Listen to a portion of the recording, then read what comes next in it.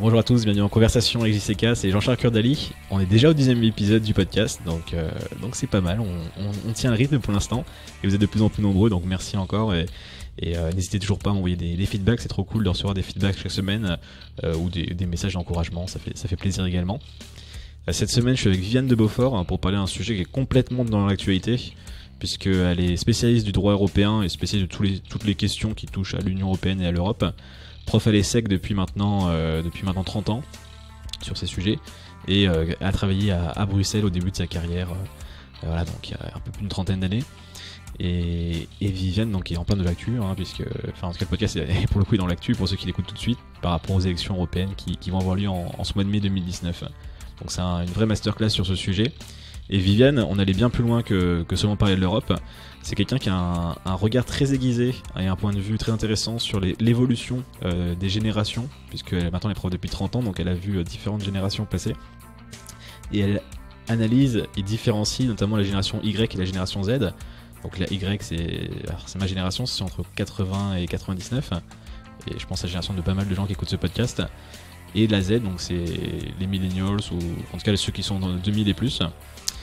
Et aussi la génération X, qui est sa génération.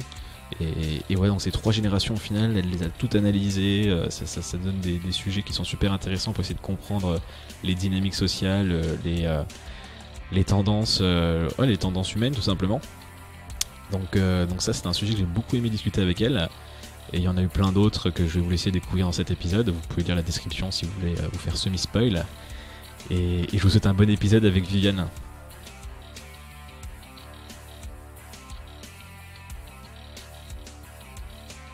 Et ben c'est parti. Bonjour Viviane. Bonjour. Merci de venir dans le podcast. Mais c'est moi qui te remercie. Alors j'ai plein de questions à te poser, j'ai analysé ton parcours, j'ai pas mal étudié le sujet, il y a énormément de choses à dire, aussi bien en pro, en perso, il y a beaucoup de sujets. Yes, je suis pixelisée en fait, donc tu choisis les pixels. Tu me disais que tu avais vécu presque 3 vies déjà, enfin tellement tu travailles, tellement tu fais le projet, donc on va avoir de la matière. Mais on va commencer par le début, où est-ce que tu es né, où est-ce que tu as grandi déjà, le début de ton histoire? Alors a priori je suis une pure parisienne, mais en fait, et donc j'ai vécu à Meudon, tout près de Paris. J'ai fait mes études à Paris, chez les bonnes sœurs. Je m'en suis remise. Je rigole. En fait, ça structure quand même pas mal les choses. Les bonnes sœurs, à quel âge à partir de la 6e. À partir de la 6e, école privée, pas privée, ouais. École catholique École catholique, rue de Lubeck, voilà, où j'étais boursière. Je le précise parce que c'était au mérite, parce que mes parents n'avaient pas d'argent, c'était des intellectuels. Alors même que je suis censée être une Française parisienne, en fait, dès que tu creuses un peu, je suis beaucoup plus que ça, puisque à l'intérieur de moi, il y a déjà au moins 4 nationalités, ce qui explique d'ailleurs que je sois une Européenne par le sang, par les tripes et par la tête. Maman, sa mère était grecque, mais d'Istanbul, en fait de Constantinople. D'accord. Donc une exilée, arrivée en Grèce.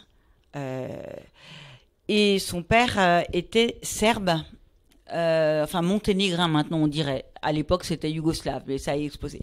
Donc elle venait des Balkans, et elle aussi, elle s'est exilée juste au moment de Tito. Et la France l'a accueillie... et elle a pu reconstruire son parcours à l'âge de 15 ans en ayant tout perdu de là-bas. Pourquoi je dis ça? Parce que j'ai toujours été élevée, et c'est un sujet de société maintenant que je trouve très grave en France, dans ce qui me paraissait une réalité, et je me demande si c'est pas un mythe, en tout cas il est mis en difficulté, qui est la capacité d'intégration de la France des étrangers, la question des immigrés, la question de l'accueil des immigrés, la question de la chance qu'on leur donne et de la richesse qu'ils peuvent apporter à la France, puisque une grande partie de la population, quand on creuse, sont des gens comme moi. C'est d'ailleurs des Français ayant parents ou grands-parents d'origine étrangère. Et tes parents, comment ils s'étaient sentis bien intégrés ou pas du tout à l'époque? Totalement bien intégrés, oui. Maman a été au lycée à Nanterre. Ils n'avaient plus d'argent du tout. Je crois qu'elle travaillait elle travaillait voilà, pour aider sa famille. C'est, tu sais, toute la dynamique du mérite. Si tu travailles, tu auras de bonnes notes et tu t'en sortiras. Et moi, j'étais élevée dans cet état d'esprit. Et puis en plus, j'y crois. Hein, j'y crois. L'ascenseur social par la méritocratie. Et quand ce sujet-là est en question, comme c'est le cas aujourd'hui en France, ça m'interpelle sacrément aussi parce que je me dis, si maman arrivait maintenant, est-ce qu'elle pourrait rentrer est-ce qu'elle aurait la même chance qu'elle a eue? Déjà même à pouvoir accéder au pays déjà. Voilà. Est-ce qu'elle pourrait rencontrer mon papa? Je vais raconter d'où il vient. Et est-ce qu'ils auraient pu élever comme ça 3 enfants, leur donner leur chance, une bonne éducation? Elle est devenue donc elle était médecin et puis elle a fait des relations publiques dans un laboratoire pharmaceutique. Et c'est vraiment une question qui m'intéresse. Je me dis ce qui se passait naturellement donc voilà, juste après la guerre. Peut-être maintenant, ces gens-là n'ont peut-être pas la même chance. Donc ça, c'est un de mes sujets, un point d'ancrage. C'est pour ça que je suis européenne. Mon papa, c'est un peu moins compliqué, mais quand même.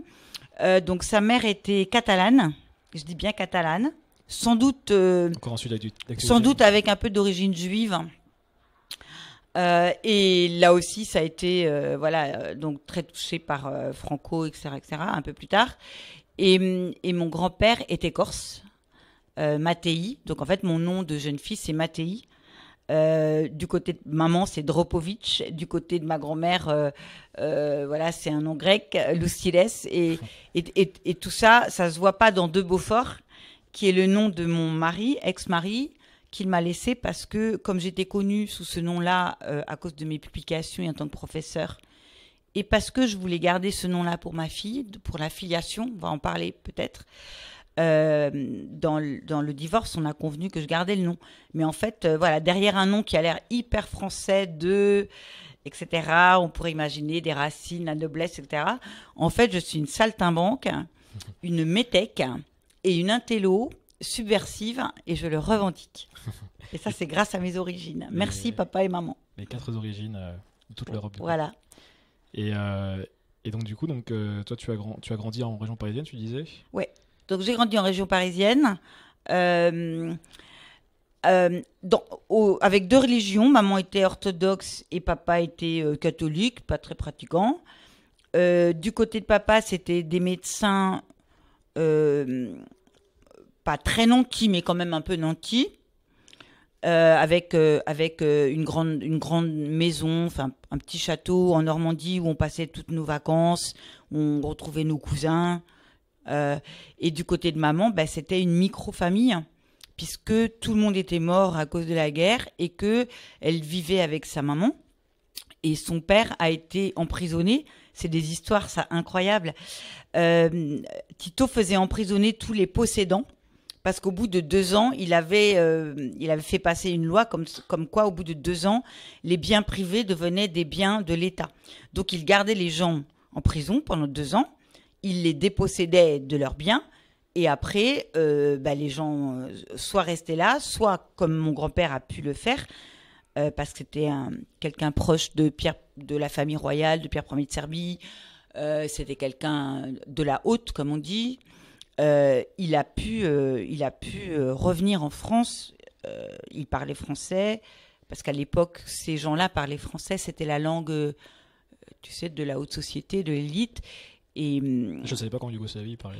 En Yougoslavie, l'élite, tu sais, c'est un peu comme les Libanais. Oui, à l'époque, la langue française était la langue de l'élite. Et ma maman, petite, elle venait très souvent en France parce que les voyages, voilà, il prenait le transsibérien et il venait faire des voyages en France. Donc il y arrivait, mais il y arrivait plus tard et avec plus rien. Et c'était un grand couturier, tu sais, un peu comme Dior. Et il est devenu petite main chez les grands couturiers français parce qu'il savait coudre et il a recréé. Il fallait qu'il vive. Voilà. Donc maman, elle nous a beaucoup appris que les choses n'avaient aucune importance, que les actifs n'avaient aucune importance, que la propriété n'avait aucune importance. et que c'était les gens qui étaient importants parce qu'on pouvait tout nous prendre du jour au lendemain. Voilà. Deuxième élément important, comme c'est quand même le sud, hein, Catalogne, Corse, machin, nous, on a un sens de la famille et de la filiation extrêmement ancré. Je suis d'ailleurs assez choquée, je dois dire, de la manière dont pas mal de gens en France, les purs Français, comme on dit, traitent leurs anciens et les mettent dans des mouroirs. Voilà. C'est vrai que c'est un truc pays, voilà. il y a le et donc, moi, j'ai vécu dans cette maison dont je te parle à Meudon. On n'avait pas beaucoup d'argent, mais maman, elle a pris mon grand-père et ma grand-mère. Il était hors de question quand ils ont été âgés et malades. On était, nous, à deux dans une chambre avec mon frère. Et il y avait une chambre pour mes grands-parents. Et en fait, on a vécu avec mes grands-parents. Et mes grands-parents m'ont élevée. Et si je te dis ça, c'est parce que du coup, ma maman a beaucoup élevé ma fille. J'ai qu'une seule fille, on en parlera. Et moi, quand ma fille aura un bébé, et ça va pas tarder, c'est sans doute le seul truc de toute ma vie qui va faire que je vais calmer le jeu de mes activités parce que j'accorderai l'absolue priorité à cette transmission de filiation et à pouvoir aider ma fille pour qu'elle soit pas gênée dans sa carrière et dans ses activités et dans sa vie. Et de la même manière, à l'envers, on a gardé, ma sœur et moi, mon papa pendant 5 ans. Il était hors de question de le mettre dans un truc là. Il y en a un là à côté là. J'ai passé juste avant d'arriver au studio. J'ai vu qu'il y avait un. Voilà. Alors c'est un peu différent, je crois, mais je vois de quoi vous parlez. Enfin, en tout cas, j'ai vu des gens, comme il fait beau, les gens étaient là dehors. Ils parlaient ensemble. J'espère qu'ils n'étaient pas trop seuls, mais c'est tellement atroce, les hospices et tout ça, les EHPAD, les machins. Le meilleur truc, c'est le temps qu'ils sont valides ou qu'on peut le faire. C'est l'intergénérationnel et ne pas considérer que ces gens-là sont une charge, mais qui peuvent apporter aux enfants, aux petits-enfants. Oui, on le voit même en Afrique ou en Inde. Mais bien sûr, et je trouve que l'Europe du Nord et notamment la France, on a construit des micro-familles. Alors en plus, maintenant, les gens divorcent, donc en plus, tu as les gardes alternés et tout ça. En fait, il n'y a plus de famille, il y a des espèces de petites cellules. Et cet isolement fragmente la société, cet isolement individuel fragmente toute la société, je crois, et est pour moi un facteur d'explication de, tu vois, même des gilets jaunes, voilà, de ce sentiment de ne pas être dans la société, d'être tout seul. Et quand on voit les gilets jaunes, il y a beaucoup de facteurs d'explication, je ne vais pas rentrer là-dedans, mais moi ce que j'ai vu aussi, c'est que les gilets jaunes, quand ils sont sur les ronds-points, ils parlent entre eux, ils font des fêtes, ils font des barbecues, ils se parlent entre eux, et que je pense qu'ils ont spontanément, pour certains au départ, à l'origine, essayé de recréer des liens parce que leur problème, c'est qu'ils étaient seuls. Et cette solitude, alors même qu'on a les réseaux sociaux, il y a 4000 trucs par jour qui se passent et tout, dans les grandes villes, je pense que c'est peut-être un peu moins dans les campagnes, je ne sais pas, dans les grandes villes, je pense que c'est un fléau. Et j'ai appris avec terreur par un copain médecin qui est à Montpellier, mais qui s'occupe au Burkina Faso des anciens, qu'il est en train de se passer la même chose dans les grandes villes africaines. C'est-à-dire qu'en fait, on leur a fait calquer notre modèle, alors que notre modèle s'avère totalement dramatique, quoi. Et ouais, je pensais pas du tout parler de ça, mais en fait, c'est intéressant. C'est vrai que je pense que dans les petites villes, alors moi je viens de Nancy, donc qui est plus petit. C'est peut-être un peu moins vrai, je sais pas. Pour les personnes âgées, je pense que c'est moins vrai. Mais... Enfin, c'est justement c'est l'inverse. Pour les personnes âgées, je pense qu'il y a le même phénomène. En tout cas, il y a le côté, je pense, ça vient, l'image, la présentation, et puis voilà, ils sont un peu obsolètes. En réalité, je sais pas comment les gens. Oui, c'est ça. En fait, ils servent à rien. Comme une charge pour les. C'est ça, une charge. Enfants, en fait. Quoi. Une charge. Après, moi, je peux pas jouer. C'est facile de dire ça de l'extérieur, mais vous l'avez vécu, c'est différent, mais je pense qu'il y a ça. Et par contre, au niveau des jeunes, c'est clair que c'est plus facile de s'intégrer que dans une ville comme Paris, par exemple. Mais c'est vrai que quand on peut lire de la littérature ou même quand on parle avec des gens qui viennent d'autres continents, d'autres pays, on voit que la relation aux personnes âgées n'a strictement rien à voir avec l'Occident. Oui, tu vois, c'est pour ça que j'ai parlé des anciens, parce que pour moi, c'est pas le même mot. Les anciens, oui. Tu vois, les anciens. Alors que là, de quoi on parle en ce moment? On parle de la dépendance. Mais tu te rends compte, ce mot, ce que ça peut impliquer, alors pour ceux qui ont en charge, donc ce qu'on appelle les aidants, ce mot-là aussi, il est quand même hyper connoté. Donc d'un côté, tu aides, et de l'autre côté, l'autre, il est dépendant. Ça crée quand même une posture assez terrible, quoi, je trouve, tu vois, de relation verticale. Alors, tu vas aider tes enfants, ça c'est normal. Et genre, tu vas aider tes vieux. Et puis genre, et alors, voilà, c'est pénible d'aider ces vieux. Sauf que tes vieux, ils peuvent t'apporter plein de choses. Ah, tu parlais justement, je vais aller sur ton profil LinkedIn et tu en parles dans pas mal d'endroits, des interviews, de l'importance de la transmission. En tout cas. Oui. Donc là, on est complètement là-dedans, quoi. Totalement. Et finalement, je m'aperçois, c'est curieux que j'ai commencé par ça. C'est quelque chose qui est arrivé finalement assez tôt dans ma vie en termes de vécu, mais je l'avais pas du tout intellectualisé, j'avais pas du tout de recul là-dessus.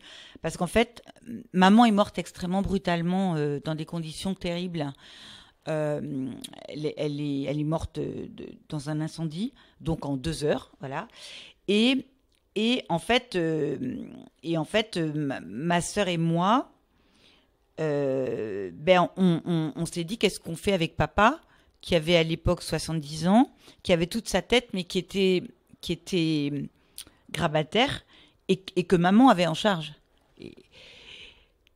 Et il n'y avait pas photo, je veux dire. On s'est dit, on va se débrouiller. Et donc ma sœur, qui est l'aînée et qui habitait dans une grande maison du côté de Bordeaux, où elle avait un gîte, et tu sais, des chambres d'hôtes et tout, l'a pris. Et moi, je passais tous mes week-ends, toutes mes vacances à venir pour la soulager. Et pendant 5 ans, on a eu ce mode de vie-là. Et oui, c'est compliqué. C'est pas toujours facile, enfin, ça peut être conflictuel aussi, tu vois, mais je regrette pas une minute le choix qu'on a fait. Et je sais que ma fille, parce qu'on en a parlé plus d'une fois, a déjà intégré dans sa tête, parce qu'elle est fille unique, son papa n'a pas d'autre enfant, ma sœur et son mari n'ont pas d'enfant, et mon frère, le petit dernier, n'a pas d'enfant non plus. Donc elle dit, j'en ai 5. Et elle a déjà intégré que d'une manière ou d'une autre, voilà, il faudra créer à un moment donné un espace de vie collectif où on puisse être tous ensemble et en même temps en ayant notre espace de vie individuel, et que elle et son compagnon, Mathieu, nous prendront en charge. Et moi, j'ai déjà intégré ça dans ma tête, qu'elle ne pourra pas, prendre en charge tout ça financièrement. Et donc, j'ai construit tout un parcours à titre personnel sur mes finances, tu vois, avec des assurances vie, des assurances décès, pour qu'elle n'ait pas trop de soucis de ce côté-là, et que elle puisse nous aider, mais qu'elle n'ait pas la charge financière, parce que c'est impossible. Et ça, en micro témoignage, c'est un problème de société qui nous arrive dans la gueule. Voilà, je dis un mot grossier exprès. Il y a plein de gens qui veulent pas le voir, ils sont dans le déni. L'État ne pourra pas faire face, même s'il peut essayer d'aider. Et si la mentalité ne change pas et qu'on continue à considérer que ces gens-là sont des charges, bientôt c'est le meilleur démon de Huxley, quoi, tu vois. Ouais, très bien, ouais. Je l'ai relu l'autre fois. Je l'avais lu quand j'étais, toi, pour le bac. Ouais. Et je l'ai relu l'autre fois. Oh, j'avais les cheveux qui se dressaient sur la tête. Parce que c'est la réalité potentielle sur cette partie-là de... Tu sais, Alors j'ai lu, mais je suis un peu sur la partie peut-être des anciens. Qu'est-ce qui... En fait, on découvre qu'à la fin, qu'en fait... C'est avec les sauvages qu'ils appellent les... Ouais, les qu'en fait, ils sont complètement... En fait, ils servent de... ils sont complètement en dehors de la société, qui est dans le mythe tu sais, du jeunisme, de la compétition, le bonheur obligatoire, du bonheur obligatoire, et en fait ils servent ils servent à rien d'ailleurs. En fait, ils sont tout seuls, ils n'existent plus, et ils servent même de nourriture, des petites pilules, tu sais, du bonheur, la courbe d'oxyde, voilà. Là, c'est l'horreur totale. À relire. Alors, j'ai pas lu la suite aussi, j'ai jamais lu, mais le Retour au meilleur des mondes, je sais pas ce que ça vaut. Ben, encore pire. mais c'est très. Donc du coup, je pense que j'avais pas intellectualisé, mais en fait, on l'a fait parce que culturellement, il y avait même pas de question à se poser. Et c'est sans doute maintenant que j'ai 58 ans et que ma fille a 30 ans. Et qu'on a été très très proches, et qu'on est toujours très proches, mais maintenant elle a sa vie. On a été très proches parce qu'en fait, on formait une famille, micro-famille, parce que j'ai divorcé, et son papa a longtemps été à l'étranger. Il est revenu plus tard. Donc en fait, on était aussi un duo. C'était pas les gardes alternés et tout. Marine, elle était tout le temps avec moi ou avec maman. Donc il y avait une espèce, tu vois, de filiation par les femmes qui est pas inintéressante. Et je me suis aperçue qu'en fait, on l'a reproduit. Et c'est maintenant que je réalise que ce que j'ai pu vivre moi un peu plus tôt par accident, parce que maman, elle est morte du coup jeune, et j'avais 42 ans, c'est jeune. Normalement, c'est plutôt à 60 ans, tu vois, que voilà. J'ai anticipé ce qui arrive maintenant et qui devient un phénomène de société. Et donc maintenant, j'ai un peu de recul, puisque moi, je l'ai vécu. Et je suis capable d'avoir un regard, non pas avec de la distance, parce que c'est avec beaucoup d'émotion, mais un regard sur ce qu'on peut faire et ce qu'il est impossible de faire, sur le fait que tout le monde est concerné et que chacun aura un rôle à jouer, sur le fait que des vieux qui sont tout seuls, eh ben, on peut très bien, tu vois, quand ils ont une chambre, je suis pour la location avec les jeunes étudiants qui n'ont pas beaucoup de sous, la cohabitation. Voilà, la cohabitation des jeunes avec des personnes plus âgées. Je suis quelqu'un qui porte ça depuis des années. Ça a été créé à Madrid et à Barcelone il y a des années. J'arrêtais pas de dire, mais pourquoi on le fait pas à Paris? Ça commence.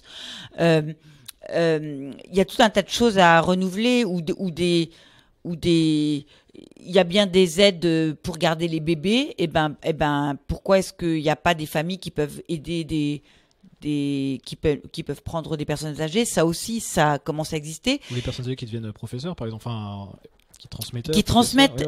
Moi, je sais que pour la mairie du 9e, j'avais aidé la campagne de l'actuelle maire parce que je l'aime bien, Delphine. Et un de mes grands projets à moi, c'était un projet qui s'appelait la maison du 9e. Et je lui avais dit, tu réquisitionnes un des bâtiments, là, puisque les maires, ils ont le droit. Et au lieu de faire une énième crèche ou une énième je ne sais quoi, tu fais une maison où on va permettre à des personnes plus âgées, à la retraite mais actifs, de garder les bébés et puis les enfants et leur faire leurs cours après l'école parce que les parents peuvent pas. Et ça sera que des échanges de services, tu vois, un peu comme une coopérative. Oui. Et c'était en 2009 et c'était très apparemment c'était très innovant en 2009, et je sais qu'il y a ce genre de choses maintenant qui se développent parce que les gens se rendent compte qu'il faut se retrousser les manches et que dans des grandes villes comme ça, tout seul, on peut crever. Jeunes, vieux ou étudiants de province, parce que tu dis que tu viens de Nancy, tous les étudiants que je vois, moi, qui comprennent rien à Paris, qui sont tout seuls quand ils sortent des cours, qui n'ont pas de famille. On a vite fait d'être isolés, tu vois, on peut recréer des liens autrement si la notion de famille de sang ne fonctionne plus. On peut recréer, on peut créer des familles de cœur. C'est comme l'adoption, tu vois, quand tu peux pas faire un bébé, c'est exactement la même chose. Et moi, je crois beaucoup que on va devoir bouger là-dessus. Alors, donc pour moi, la transmission sur sa version, là, on est vraiment sur le parcours individuel. C'est le cœur de mon sujet aujourd'hui. Et en fait, ça m'envahit. Bien sûr. Ça m'envahit. Voilà. Tu es professeur depuis 30 ans. 30 ans. Ouais, par choix. Donc, transmission, c'est quand même quelque chose qui est depuis longtemps. Oui. Mais là, il y a une différence quand même. Il y a quand même eu un basculement sur les époques, du coup. Il y a un basculement parce que la transmission de professeur, c'est ma deuxième vie. Ma première vie, en fait, c'est l'Europe. Et je ne l'ai jamais abandonnée, hein. Mais disons que je passe à plusieurs vitesses sur l'ensemble des sujets et je les garde tous. Est-ce que tu as fait des études justement droit européen. Mais à l'époque, il y avait 3 chapelets qui faisaient du droit européen à la Sorbonne. Il y avait un seul, à l'époque, on appelait ça un DEA, tu vois. Et j'ai fait ça parce que moi, c'était l'Europe depuis mes 14 ans. Simone Veil, alors maintenant c'est à la mode, mais moi c'était mon idole. Parce qu'elle était présidente du Parlement européen. Non, mais parce que l'Europe... qui construit une citoyenneté par les valeurs, tu vois, ça me parlait, puisque j'avais une maman orthodoxe, donc on était en mélange religieux, en mélange culturel, avec des gens qui avaient des actifs, des gens qui étaient des intellos, des gens qui avaient la porte ouverte, comme mes parents, ils recevaient tous nos copains paumés, on a été élevés comme ça, c'était un peu le souk, il y avait toujours une place de plus à la maison, on était 3 et on en avait toujours un à ramener. Alors ma sœur qui était plus grande, elle a ramené un étudiant qui bouffait des boîtes de canigou pour survivre à Nanterre.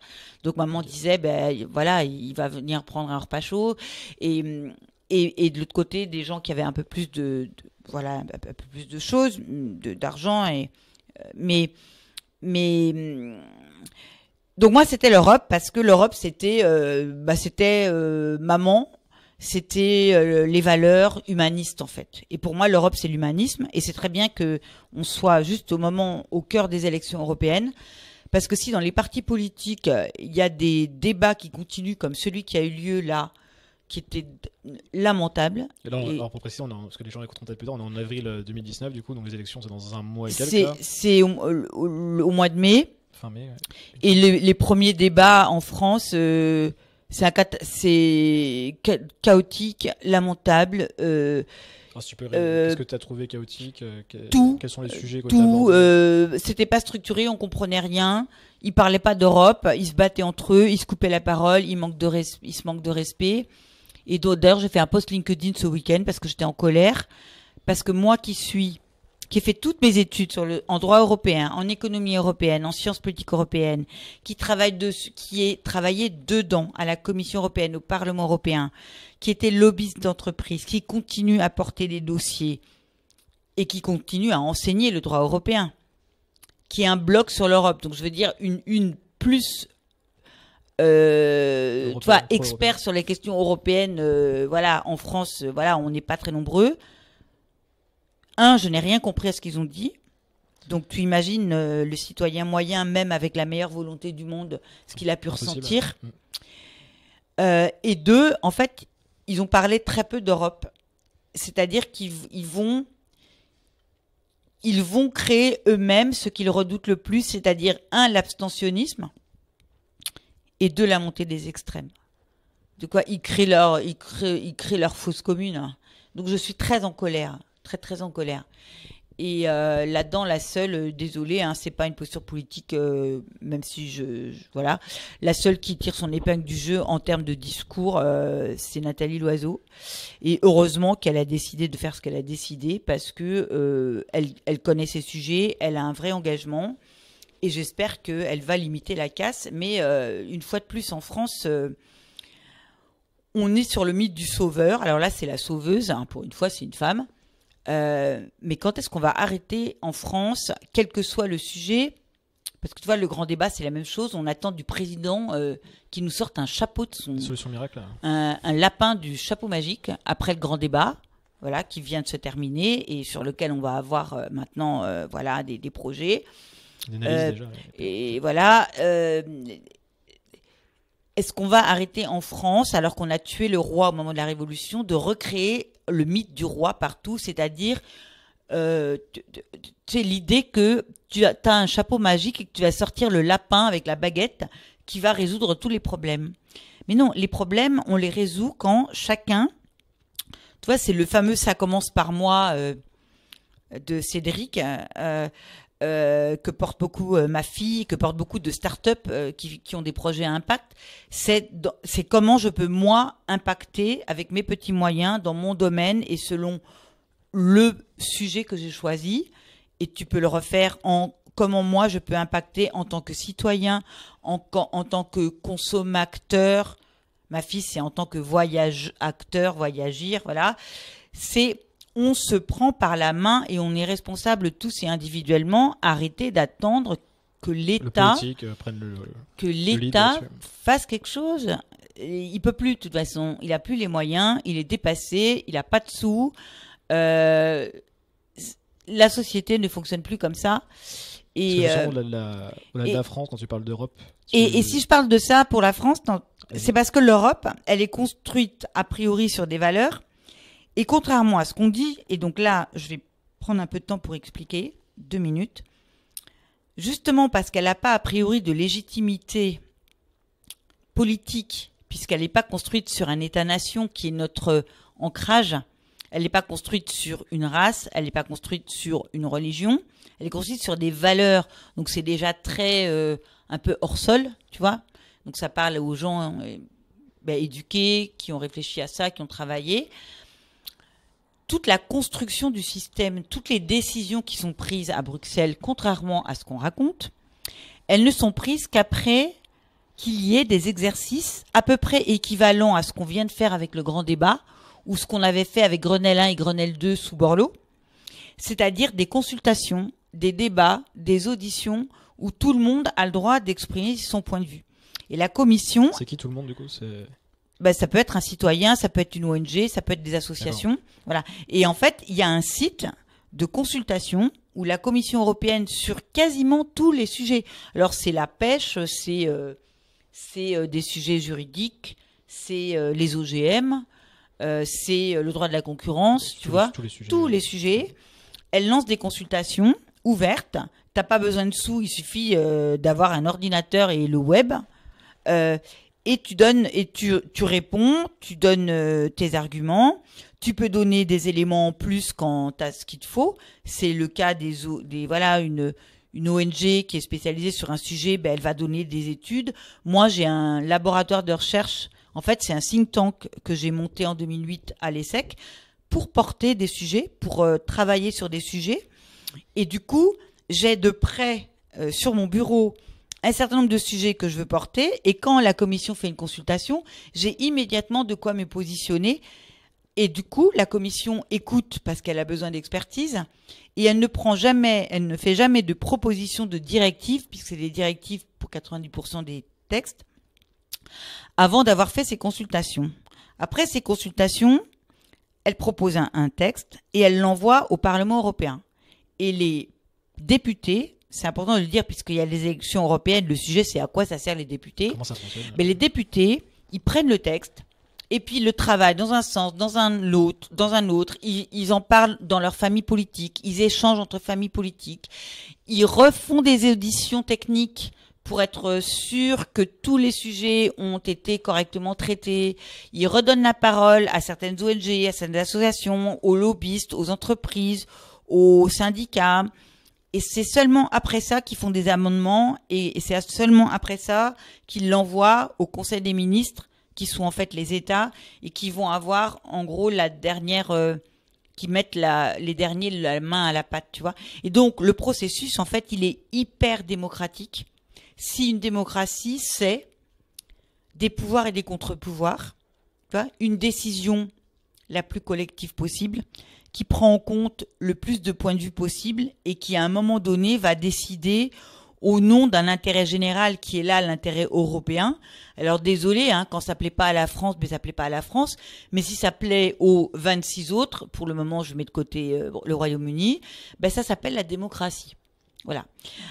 Et ce système-là que j'étudie depuis des années et donc je me porte garante à titre personnel du fait qu'il est vertueux et que oui, ça fonctionne comme ça. Et c'est aussi pour ça que c'est complexe et que c'est un peu long, parce que du coup, un processus de consultation, c'est plus long que quand tu as quelqu'un qui débarque et qui dit « j'ai décidé ça ». Seulement, la décision collective, elle a quand même beaucoup plus de valeur ajoutée. Parce qu'elle est unanime, il faut qu'elle soit unanime. Alors, elle est maintenant à la majorité qualifiée pour la plupart des cas. Et quand un État a vraiment ce qu'on appelle un intérêt vital, il peut siffler les arrêts de jeu en demandant aux autres de refaire un tour de table, de retravailler sur les arguments et de voir si on peut pas éventuellement aménager quelque chose pour lui. Tu vois, dans le cas de la Grèce, par exemple, si on a soulevé le soldat grec, ça a été parce que c'était intérêt vital et que sinon il plongeait.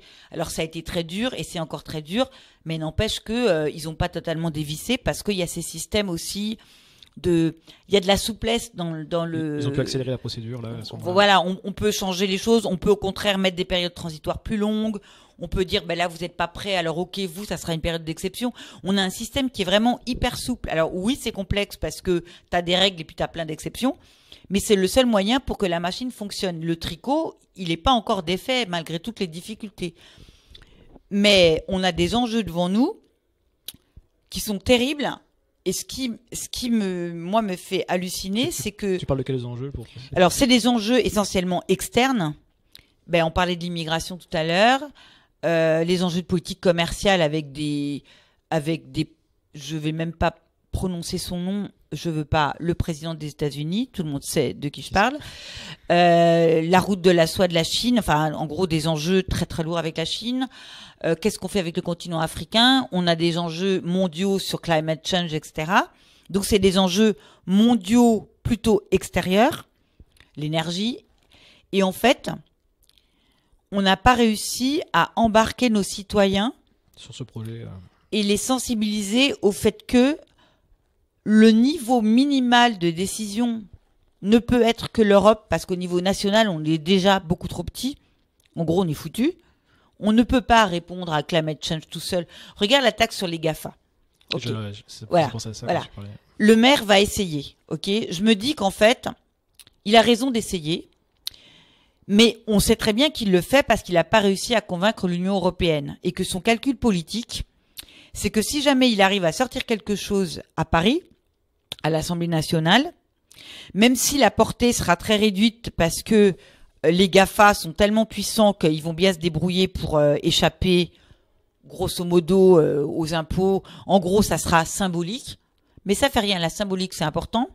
L'idée, c'est que la France entraîne dans sa vision qu'elle a essayé de porter l'Europe et elle n'a pas réussi.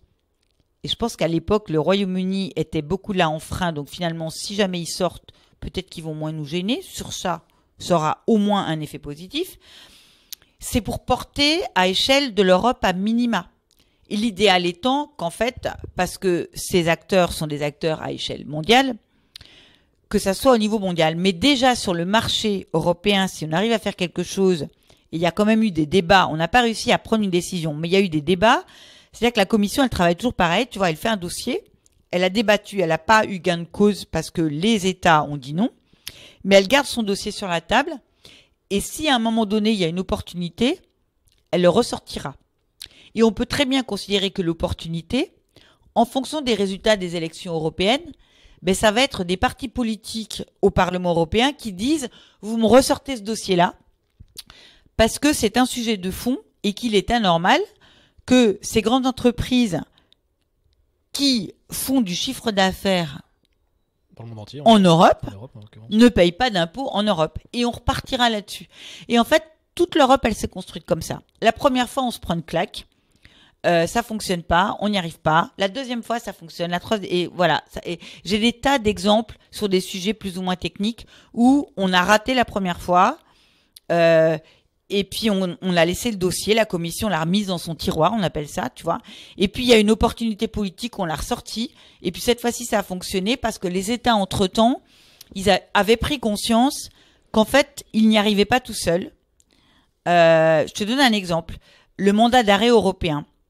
C'est l'Espagne et le Royaume-Uni à l'époque qui s'y opposaient. Et puis, le mandat d'arrêt européen, c'est un mandat qui permet que des grands criminels ou des terroristes, ou des opérations dans le cadre de blanchiment d'argent, etc., au lieu, à la place de mandats nationaux et que la police et la justice ne puissent pas sortir du territoire, en fait, tu peux continuer à le poursuivre s'il part en Allemagne ou s'il part en Slovaquie. Ok ? Donc, c'était un élément extrêmement important pour lutter contre le terrorisme, notamment. Et le Royaume-Uni et l'Espagne, à l'époque, ne voulaient pas. Donc, on n'y arrivait pas. Et puis, il y a eu malheureusement les attentats à Londres et les attentats à Madrid. Et du jour au lendemain, le Royaume-Uni et l'Espagne ont dit « Ok, on y va » et le dossier est ressorti. Tout est comme ça, en fait. C'est ce que j'appelle l'Europe de la nécessité. Alors, moi, j'aimerais mieux, parce que je suis une Européenne de cœur et d'âme et de tripes, qu'on soit plutôt sur l'Europe par choix et par valeur. Mais je suis pragmatique. Alors, je me dis que si c'est l'Europe par nécessité, parce qu'on peut pas faire autrement, ça fait rien. Au moins, on fera l'Europe quand même. Et tu vois, là, l'immigration, c'est la cacophonie totale parce que la Commission avait fait un gros boulot de répartition des charges des immigrés, d'engagement des États. Chacun avait sa charge et tout. il y a quasiment aucun État, sauf l'Allemagne, qui ont respecté leurs engagements. C'est un vrai bordel, deuxième gros mot, en passant. Un des enjeux là des élections européennes, évidemment que c'est qu'est-ce qu'on fait avec l'immigration. Bien sûr, et j'avais une question par rapport à ça. On voit que tu en parlais d'ailleurs dans un des derniers articles, la montée des nationalistes ou des souverainistes, en tout cas, les élections ont montré dans plein de pays là. Oui. Qu'est-ce que ça a comme impact par rapport au Parlement européen au quotidien? Est-ce que ça met des bâtons dans les roues du coup? Alors, pour le moment, cette famille politique, elle existe au Parlement européen de la dernière mandature, donc 2014, mais elle est tellement minoritaire que dans la logique, comme on est dans une logique totalement démocratique, on fait marcher ce qu'on appelle la logique proportionnelle. Et donc, c'est les grandes familles politiques, le PPE et le PSE, donc socialiste, et puis on va dire, je sais pas, compliqué, on va dire conservateur, mais j'aime pas trop, on va dire droite modérée, ok, qui pour le moment se partagent le pouvoir, mais avec des interfaces assez intéressantes avec les Verts et avec les libéraux, ok. Et donc ces souverainistes, ils pèsent rien du tout. En gros, on s'en fout. D'ailleurs, la plupart du temps, ils font rien. Et ils sont même pas au Parlement européen. Si en revanche, ils arrivent en nombre au Parlement européen et qu'ils arrivent à constituer une famille politique importante et qu'ils pèsent, ils vont bloquer tout le système, puisque leur objectif, c'est de détricoter l'Europe et de revenir à la souveraineté, d'où l'idée de souverainiste, de l'État-nation. C'est-à-dire de défaire tout ce qui a été fait et de s'inscrire en faux par rapport à tout ce que je te dis. Donc l'ennemi, pour moi, ce sont eux. Par ailleurs, très souvent, même s'il ne faut pas faire d'amalgame, ils ont une approche très repliée sur eux-mêmes, donc très sectaire par rapport à tous les sujets, très conservateur au mauvais sens du terme, très peu moderne. Ils vivent encore dans le mythe, on l'évoquait tout à l'heure à propos de la prise en charge de la dépendance et de nos anciens, sur le mythe que l'État est tout puissant et que l'État va tout faire. C'est-à-dire qu'en fait, ils sont complètement à côté de la plaque par rapport au monde.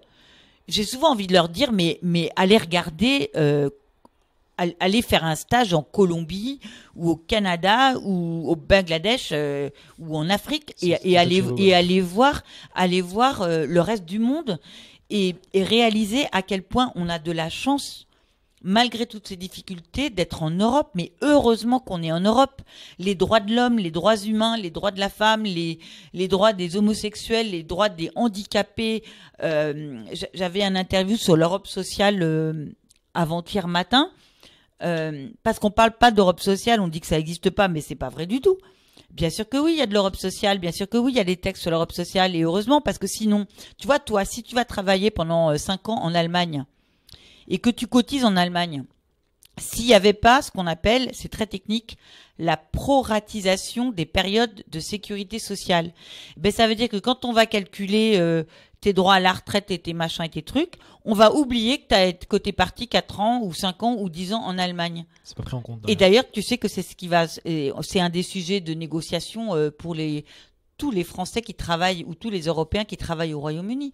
Parce que normalement, le Royaume-Uni s'est engagé, c'est des droits acquis, à ce qu'on proratise les périodes de tous les Européens du continent qui vont rentrer, parce qu'il y en a plein qui rentrent, il y en a plein qui rentrent, et notamment beaucoup de Français qui travaillent dans la City.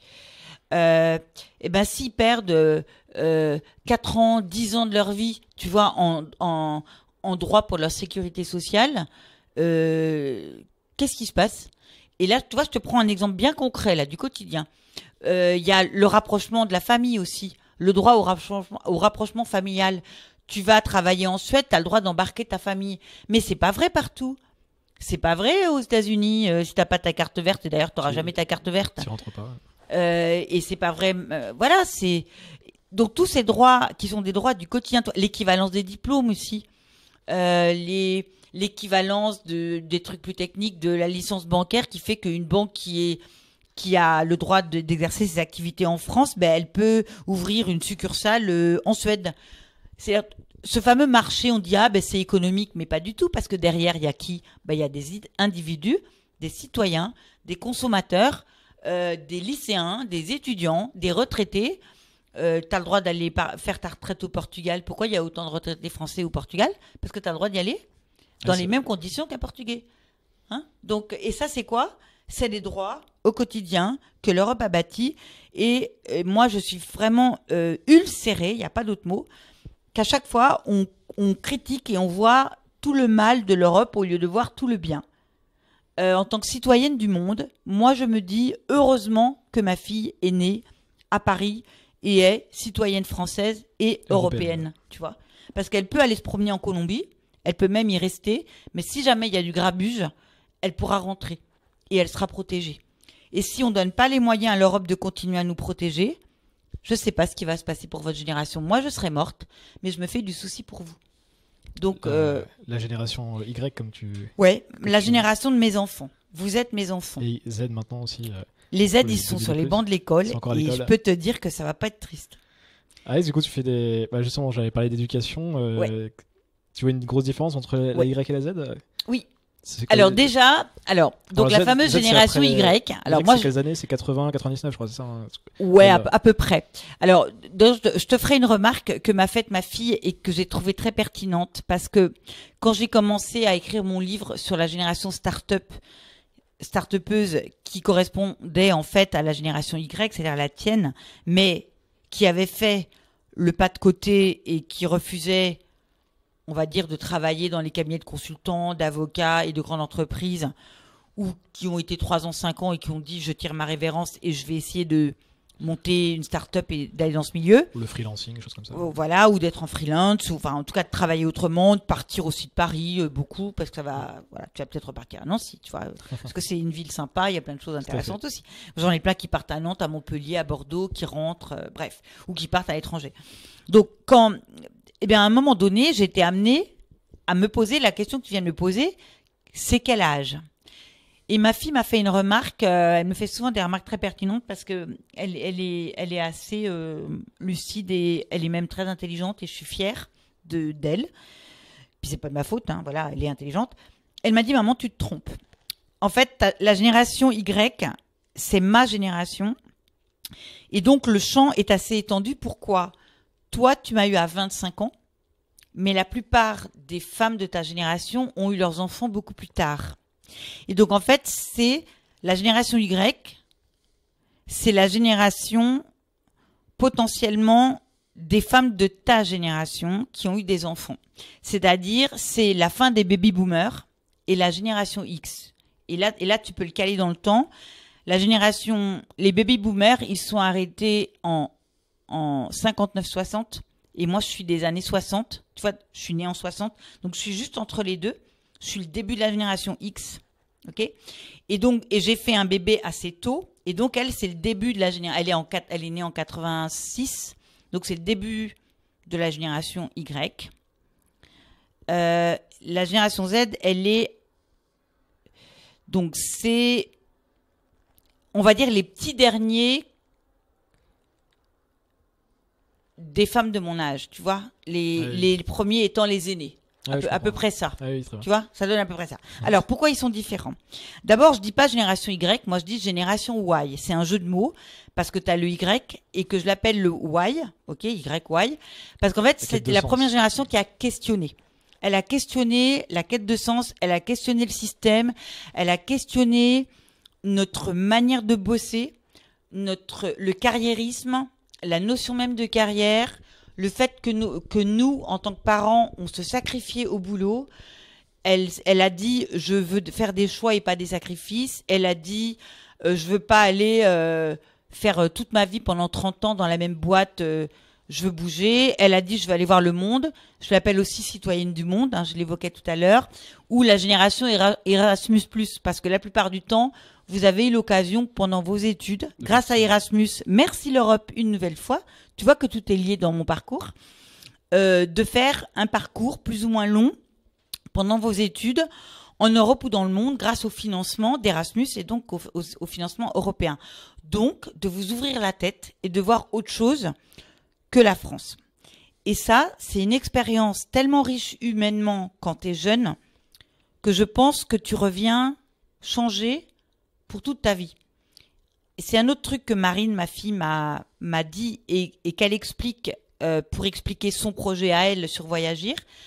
Elle a dans son blog toute une réflexion sur le voyage, à la fois le voyage à l'intérieur de soi, tu vois, comment le voyage, qui est un voyage délocalisé, c'est-à-dire que tu pars longtemps, tu vas à la rencontre des autres, mais en fait, c'est le meilleur moyen d'aller à la rencontre de soi-même. C'est l'introspection via la voilà, géographique. et que t'es pas un touriste, parce que le touriste, le touriste, il voit des pierres et des monuments. Le voyageur, il voit des gens. Et je trouve ça extrêmement intéressant comme concept. L'idée. Il prend le temps aussi.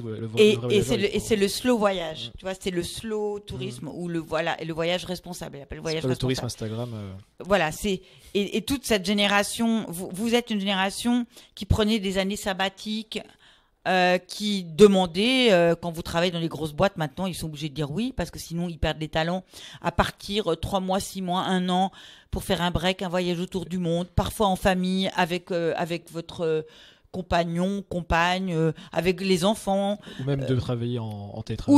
Ou de travailler en télétravail, enfin bref, d'avoir le choix et de pas tout sacrifier au job. Donc la génération Y, je l'ai vue sur les bancs de l'ESSEC. Je savais pas que c'était ça parce que en fait on les voit arriver avant. Et les sociologues n'avaient pas encore qualifié. Parce que c'est les entreprises qui ont demandé de qualifier parce qu'ils ont bien vu. Aussi, voilà. Mais j'avais bien vu qu'ils faisaient autrement. Alors, ce qu'ils faisaient autrement, la génération Y, essentiellement, c'était. Alors, d'abord, c'est les digital natives. Hein, c'est la première génération digital native. Donc, ils étaient sur leur téléphone et pas mal sur les réseaux sociaux.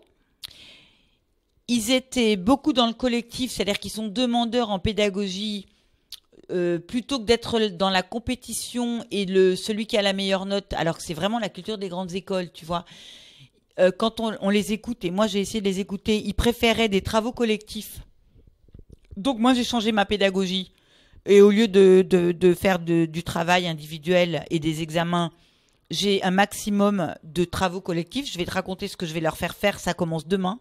Et j'espère qu'on va s'éclater, parce que ça, c'est la génération Z, j'arrive tout de suite. Ils demandent, eux, du fun. Alors, la génération Y, ils demandaient du sens. Ils demandaient du collectif. Et ils demandaient qu'on intègre dans les cours ces merveilleux outils que sont le web et les réseaux sociaux.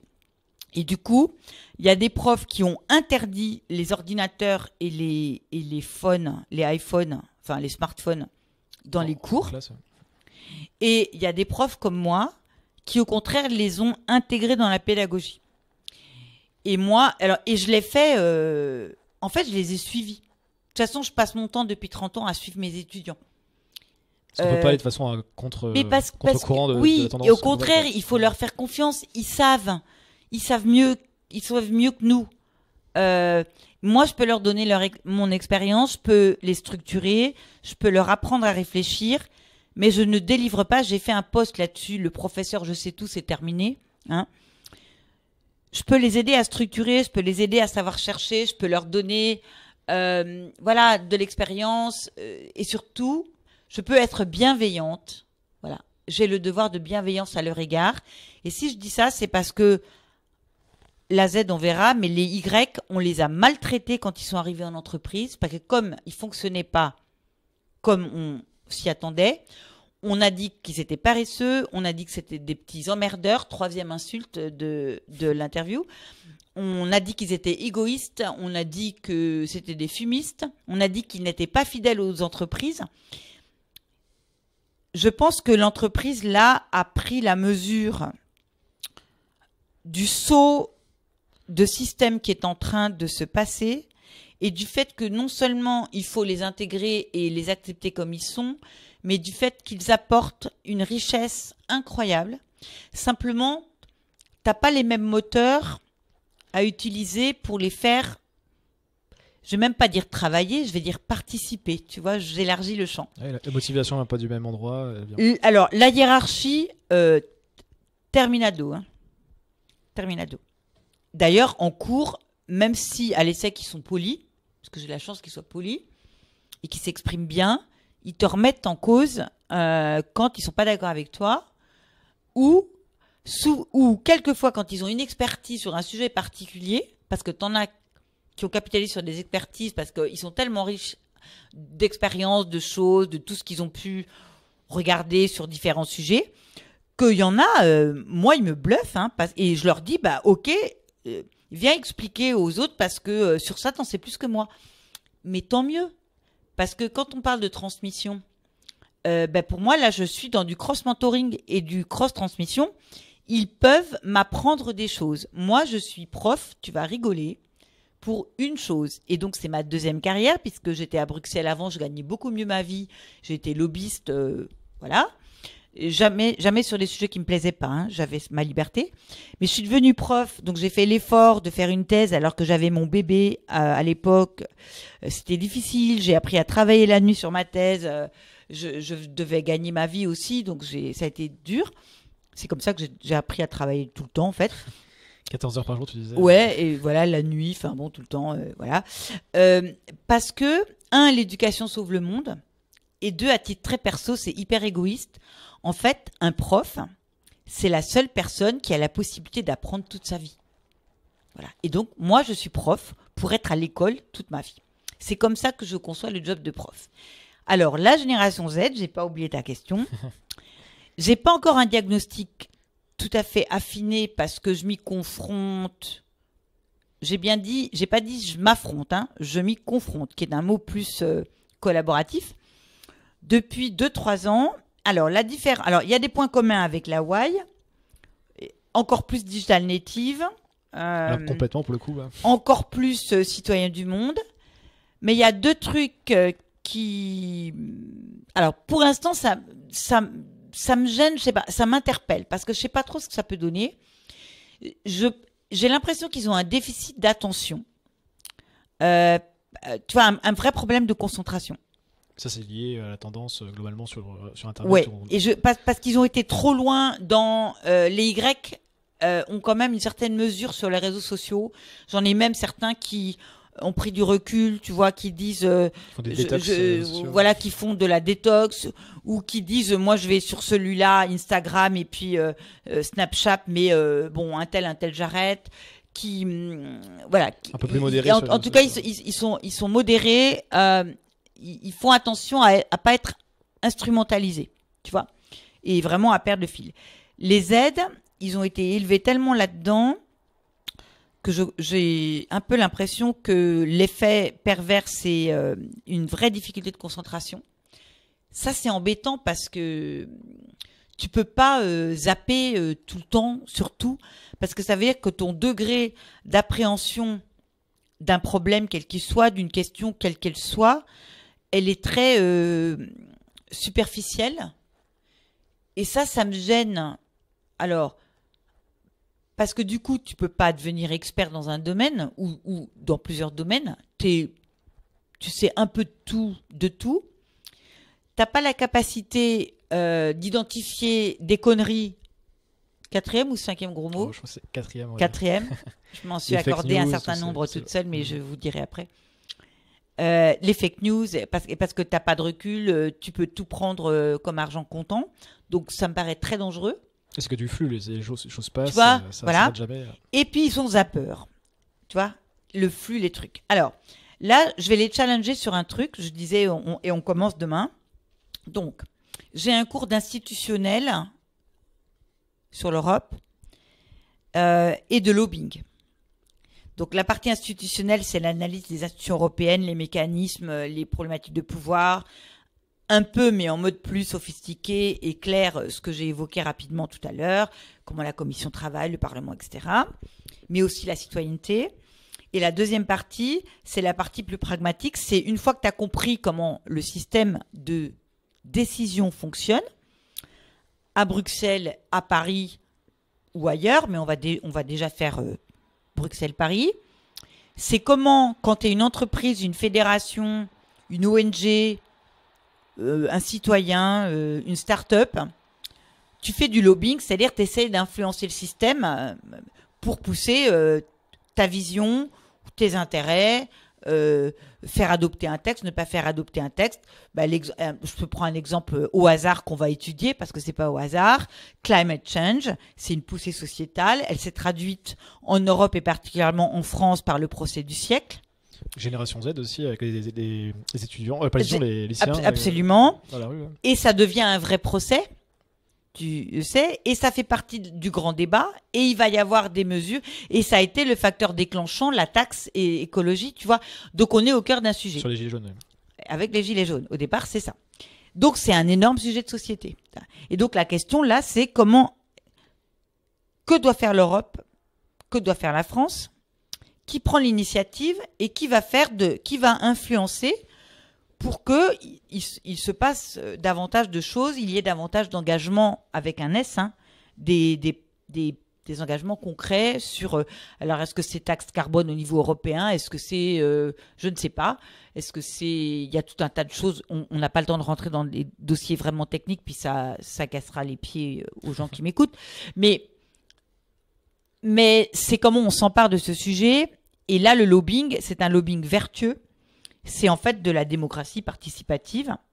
Et les deux sont beaucoup plus proches qu'on ne peut le croire. Ça, c'est un autre des thèmes que je porte. Et je suis en train de finir un bouquin qui va être publié en septembre là-dessus. À partir du moment où c'est les citoyens et les acteurs de la société civile qui font du lobbying et pas seulement les gros lobbies économiques comme Monsanto, en fait, tu te réappropries le système de décision et tu arrives à peser dessus. Et David contre Goliath, David peut gagner. Ça m'est arrivé plus d'une fois, donc je peux le prouver. Alors, mes étudiants, qu'est-ce qu'on va faire? Il n'y a pas mieux que la réalité pour nous servir. On va faire une première période. Ils vont se mettre en 8 équipes et ils vont suivre semaine par semaine jusqu'aux élections ce qui se passe dans les familles politiques en utilisant des médias que moi je connais, que je leur ai donné parce que je leur facilite le travail. Il y a toute l'Europe, il y a Euractiv, je connais tout ça par cœur. Mon blog, où je poste beaucoup de choses. J'ai préparé depuis le mois d'octobre tout ça. Ok. On va utiliser un blog parce que c'est quand même beaucoup plus fun que des slides. Ok. Vous allez partager le contenu. Voilà. Ils vont chaque semaine devoir expliquer où ils en sont dans la famille, quels sont les sujets qui sont portés, c'est quoi les dissonances entre la France, l'Allemagne. Et là-dedans, je rajoute des petits trucs pour compliquer. C'est, il y a encore Brexit, qu'est-ce qu'on fout avec ça? Il y a l'immigration, il y a climate change. Est-ce qu'il y a des sujets particuliers qui sortent? Est-ce qu'il y a des parties un peu étranges en Suède ou en Espagne qu'on ne voit pas? J'ai une jeune étudiante qui travaille avec moi depuis janvier, qui a préparé avec moi. Elle va être mon moniteur, on appelle ça. Donc parce qu'elle a un degré en fait d'appréhension. En fait, elle est comme mon copilote ou mon chef d'orchestre. Elle va travailler avec moi, vraiment en duo avec moi, Anne. Et je crois qu'elle a vraiment adoré. Elle a choisi son sujet. Et en fait, elle va les challenger et elle va remplir les trous que les autres n'auront pas pu remplir parce qu'ils ont peu de temps. Et on fera, après les élections européennes, une séance de restitution de, les résultats, c'est ça. Par rapport à la campagne, vous, qu'est-ce que vous en pensez? Et en fait, ça leur permet, on fait de la pédagogie, ils font les exercices, ils vont faire des recherches, ils vont donner leur avis, on fait un débat. Sur des sujets comme ça, j'ai des convictions et j'ai de l'expérience, je peux décoder les trucs, mais j'ai pas la vérité. Mes convictions, y compris politiques, ne sont peut-être pas les leurs et je dois les respecter. Okay. Et le deuxième exercice, c'est sur le lobbying. Comme je finis un bouquin, je vais leur donner les chapitres du bouquin. Ça fait 3 ans que je bosse dessus. J'ai pris des dossiers comme Monsanto, l'huile de palme, le fameux accord bilatéral Canada-Union européenne qui s'est cassé la figure parce qu'à un moment donné, c'est la société civile et des prises de parole sur le web avec un effet viral qui ont interpellé l'opinion publique qui elle-même a demandé des comptes aux députés, parce que le e-lobbying, c'est ça. Au lieu d'aller voir le député, tu touches l'opinion publique sur le web avec avec un YouTube, avec tu vois des pétitions, les change.org, etc. Donc moi je connais tout par cœur. J'ai travaillé beaucoup là-dessus depuis 3 ans parce que je trouve ça c'est fascinant hein, de voir les campagnes et de décortiquer comment ça fonctionne. C'est extrêmement structuré. Il faut pas croire que les choses arrivent comme ça par hasard. En fait, il y a des relais. Je suis capable d'analyser la politique des Amis de la Terre, de Greenpeace, d'associations de consommateurs qui essaient de lutter contre le lobby du sucre. Tu vois, il y a plein de sujets. Et au moment où j'avais prévu ça, ben, qu'est-ce qui est arrivé? Il est arrivé les gilets jaunes. Alors, malheureusement, je ne me réjouis pas qu'il y ait eu les gilets jaunes, mais c'est quand même révélateur d'une vraie crise sociale, sociétale, économique et du système politique que j'appelle une interpellation sur la réalité de la démocratie participative. On est en France dans un vieux modèle de démocratie basé beaucoup sur le représentatif, c'est-à-dire les élections. On a mis dans les institutions une vague capacité à consulter. Le grand truc, c'est le référendum. On a ajouté des trucs plus modernes qui sortent de Bruxelles, hein, qui sont les fameuses consultations et les auditions. Comme le grand débat, par exemple. Là, c'est un peu cet esprit. Mais sauf que le gouvernement n'avait pas du tout prévu le grand débat.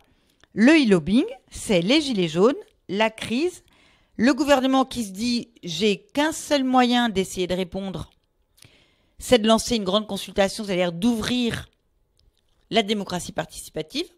Je le fais de manière cadrée avec le grand débat, en espérant que ça calme les gilets jaunes. Ça a calmé une partie, mais c'est plus compliqué que ça. Et là, la question, c'est est-ce qu'on arrive à relever le challenge qui est quoi? Qui est tout simplement la co-construction de décisions au-delà des partis politiques, peut-être avec les partis politiques, mais avec toi et moi comme citoyens, et ce qu'on appelle les relais. Et des relais, ben on reprend, c'est des ONG, des syndicats, des associations, des mairies. Il y a eu beaucoup de choses au niveau local qui ont été faites. Ils ont vraiment super bien joué leur rôle, les consultations systématiques, les consultations web qui ont eu lieu. Et ben mes bébés, qu'est-ce qu'ils vont faire à l'ESSEC? On va aller regarder le grand débat. Si tu as été voir le site par curiosité, les trucs, ils ont vraiment joué le jeu. Tout est transparent. On voit absolument toutes les consultations, y compris les consultations qui ne seront pas prises en compte parce que elles ne correspondent pas aux règles du jeu, mais elles y sont quand même si tu veux aller regarder. Je vais les mettre en équipe. Ça sera le 2e exercice. Et par thématique, ils vont choisir. Il faut toujours... Maintenant, cette génération, tu leur imposes pas. Donc, il faut absolument capter leur attention par intérêt. J'ai un coût de transaction pendant le cours qui est de prendre le temps de leur faire choisir leur sujet parce que sinon, ça ne fonctionne pas. On les perd tout de suite. Hein. Oui, je peux pas leur imposer. Bien, et si je dis ça, c'est parce que je suis en train là en même temps d'expliquer aux entreprises que c'est ça qu'il faut faire avec eux. Vous ne leur imposerez pas de décision parce que vous êtes le supérieur hiérarchique, ça ne marche pas. Vous les embarquez sur un projet, vous les embarquez parce que sur un truc sympa, intéressant intellectuellement, et là ils sont capables de faire des choses fabuleuses, et j'espère que ça va les intéresser et qu'ils vont me sortir des trucs auxquels j'aurais peut-être pas pensé moi, parce que j'essaie de suivre le mouvement, mais je suis quand même structurée années 60, hein, voilà. Je suis vieille, pas très vieille, mais quand même vieille par rapport à eux, puisque c'est mes enfants, potentiellement. Et ils vont peut-être avoir des idées auxquelles j'aurais pas pensé. Et je vais leur proposer de ne pas finir mon bouquin tout de suite. J'ai déjà demandé un délai à mon éditeur ce week-end qu'il a accepté parce que j'ai argumenté. De manière à ce qu'on puisse intégrer le débat et leur manière de voir, et il y aura leur nom dans le bouquin, dans ma conclusion ouverture qui parle des gilets jaunes et du grand débat. Parce que je trouve qu'avoir le regard de jeunes, c'est hyper intéressant. Ça, c'est l'aspect pédagogie court. Mais au-delà de ça, ces jeunes sont des jeunes qui votent. Et souvent, ils ne votent pas. Et je voudrais bien, au travers de ces exercices, leur redonner, si je peux, une conscience politique de l'importance de leur pouvoir de vote. parce qu'il y a des gens qui meurent dans le monde parce qu'ils n'ont pas le droit de vote. Et pour avoir le droit de vote, et là encore, je reviens à l'Europe, nous avons le droit de vote en Europe.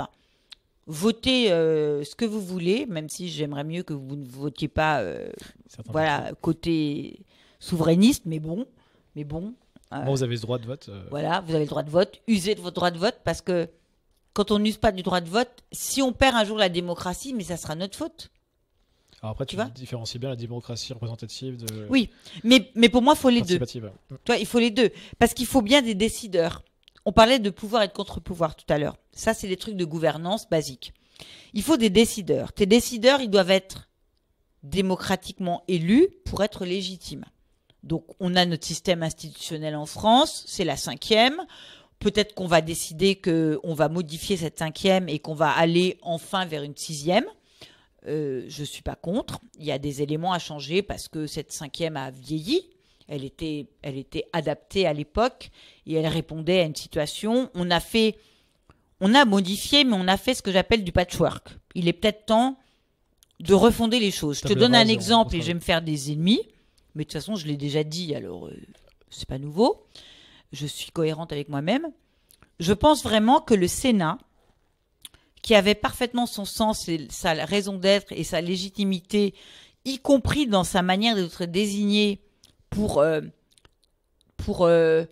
tempérer un peu, c'est-à-dire servir de contre-pouvoir à l'Assemblée des députés qui est plus politique au sens politisé. Ils sont élus comment les gens au Sénat Alors d'abord, quand tu les regardes, ils sont souvent très âgés. Enfin très âgés, j'exagère. Ils sont âgés et ils sont désignés pas directement par des élections par le peuple, tu vois. C'est ça qui a été critiqué aussi. Oui. Alors moi, ce que je crois surtout, c'est que c'est obsolète et que soit on décide qu'on a un seul Parlement et on travaille sur la composition du Parlement pour être sûr qu'il y a une vraie représentativité de toute la société civile, parce que là, il y a des, même si ça a bougé beaucoup avec le parti LREM, dont on dira ce qu'on veut, ils avaient vraiment fait des listes beaucoup plus diversifiées, et donc des origines, sur l'âge, mais aussi sur les profils, et c'était pas beaucoup plus de la société civile, et la liste européenne, elle est à leur image, c'est beaucoup des gens de la société civile, mais en fait, tous les partis devraient faire ça. Il faut arrêter le côté sérail, tu vois. Alors, ou accepter un bicaméral, mais dans ce cas-là, moi, ce que je propose, c'est un peu le système allemand, où on a l'équivalent de l'Assemblée nationale, et puis on a un parlement des Länder. Et nous, on aurait un parlement des régions. Et ça permet de faire jouer la démocratie à échelle locale. Et peut-être que la France est prête pour ça, alors qu'on a toujours été très centralisateur. Les régions ont quand même de plus en plus de pouvoir, de plus en plus de budget. À l'égard de l'Europe, à nouveau, à Bruxelles, c'est un interlocuteur de longue date, comme le sont les Länder. Et ils ont leur représentation comme l'État français. Toi, la région Île-de-France, elle a une antenne comme le gouvernement français a sa représentation permanente. On appelle ça, c'est un peu son ambassade. Et donc, je me demande s'il n'est pas temps d'essayer de... Mais c'est mon idée, hein, il y en a d'autres. De recréer de la démocratie participative en utilisant les régions, parce que ça ne fonctionne qu'à échelon local. Tu vois, il y a plein de gens qui ont dit on n'a qu'à faire des référendums comme en Suisse. Mais enfin, attends, on le fait au niveau des cantons en Suisse. On peut pas faire ça en France tout le temps. On est quand même un grand pays. On est plus de 60 millions. On va pas faire des référendums toutes les 5 minutes. Ça c'est pas, tu vois, ça j'entends bien. C'est pas, c'est idéaliste, mais c'est pas pragmatique. En revanche, l'idée je la comprends, et ce que je cherche en tant que expert sur ces questions depuis 40 ans, c'est de trouver la bonne réponse, mais pragmatique pour réaliser l'objectif. Et donc, une idée, c'est le Sénat. On le désigne autrement, on change les modalités, et c'est notre assemblée des régions. Et pourquoi pas ? Ça peut être une idée. Ouais, après, il y a d'autres, il y a d'autres. Et puis, il y a aussi quand même le référendum d'initiative citoyenne qui existe, mais dont il faut vraiment assouplir les conditions, parce que là, il faut beaucoup trop de gens, on n'y arrivera jamais, ça n'a pas de sens. Et là, le fameux grand débat, là, il a porté sur plein de choses, mais je pense que ce système des consultations alors peut-être pas sur tous les sujets, mais sur tous les projets de loi ou propositions de loi où il y a un débat de société, on peut le faire, les consultations. L'Europe le fait à échelle européenne. T'imagines la machine ? Donc on peut le faire à l'échelle nationale. On peut très bien le faire à échelle nationale. Donc on pourrait imaginer... la loi Pacte, il y a eu des consultations. Hein. Moi, j'ai beaucoup travaillé sur la loi Pacte et je continue à porter certains sujets puisque justement, le Sénat a bloqué sur mes sujets. Et c'est pour ça que j'ai dit que franchement, le Sénat, la vision moderne de l'entreprise, tu sais, c'est toutes ces questions de l'entreprise à mission, du renouvellement de ce que c'est qu'une mission, de l'entreprise à impact, c'est-à-dire en fait du monde des startups. Donc toi, tu y seras sensible.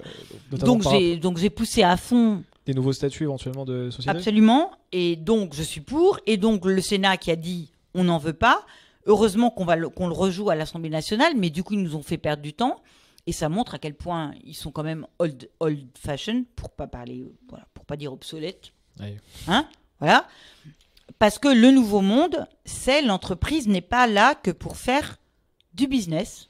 Et t'en parlais justement avec ta fille qui travaille dans une start-up justement dans le à SS, impact. À impact. À impact.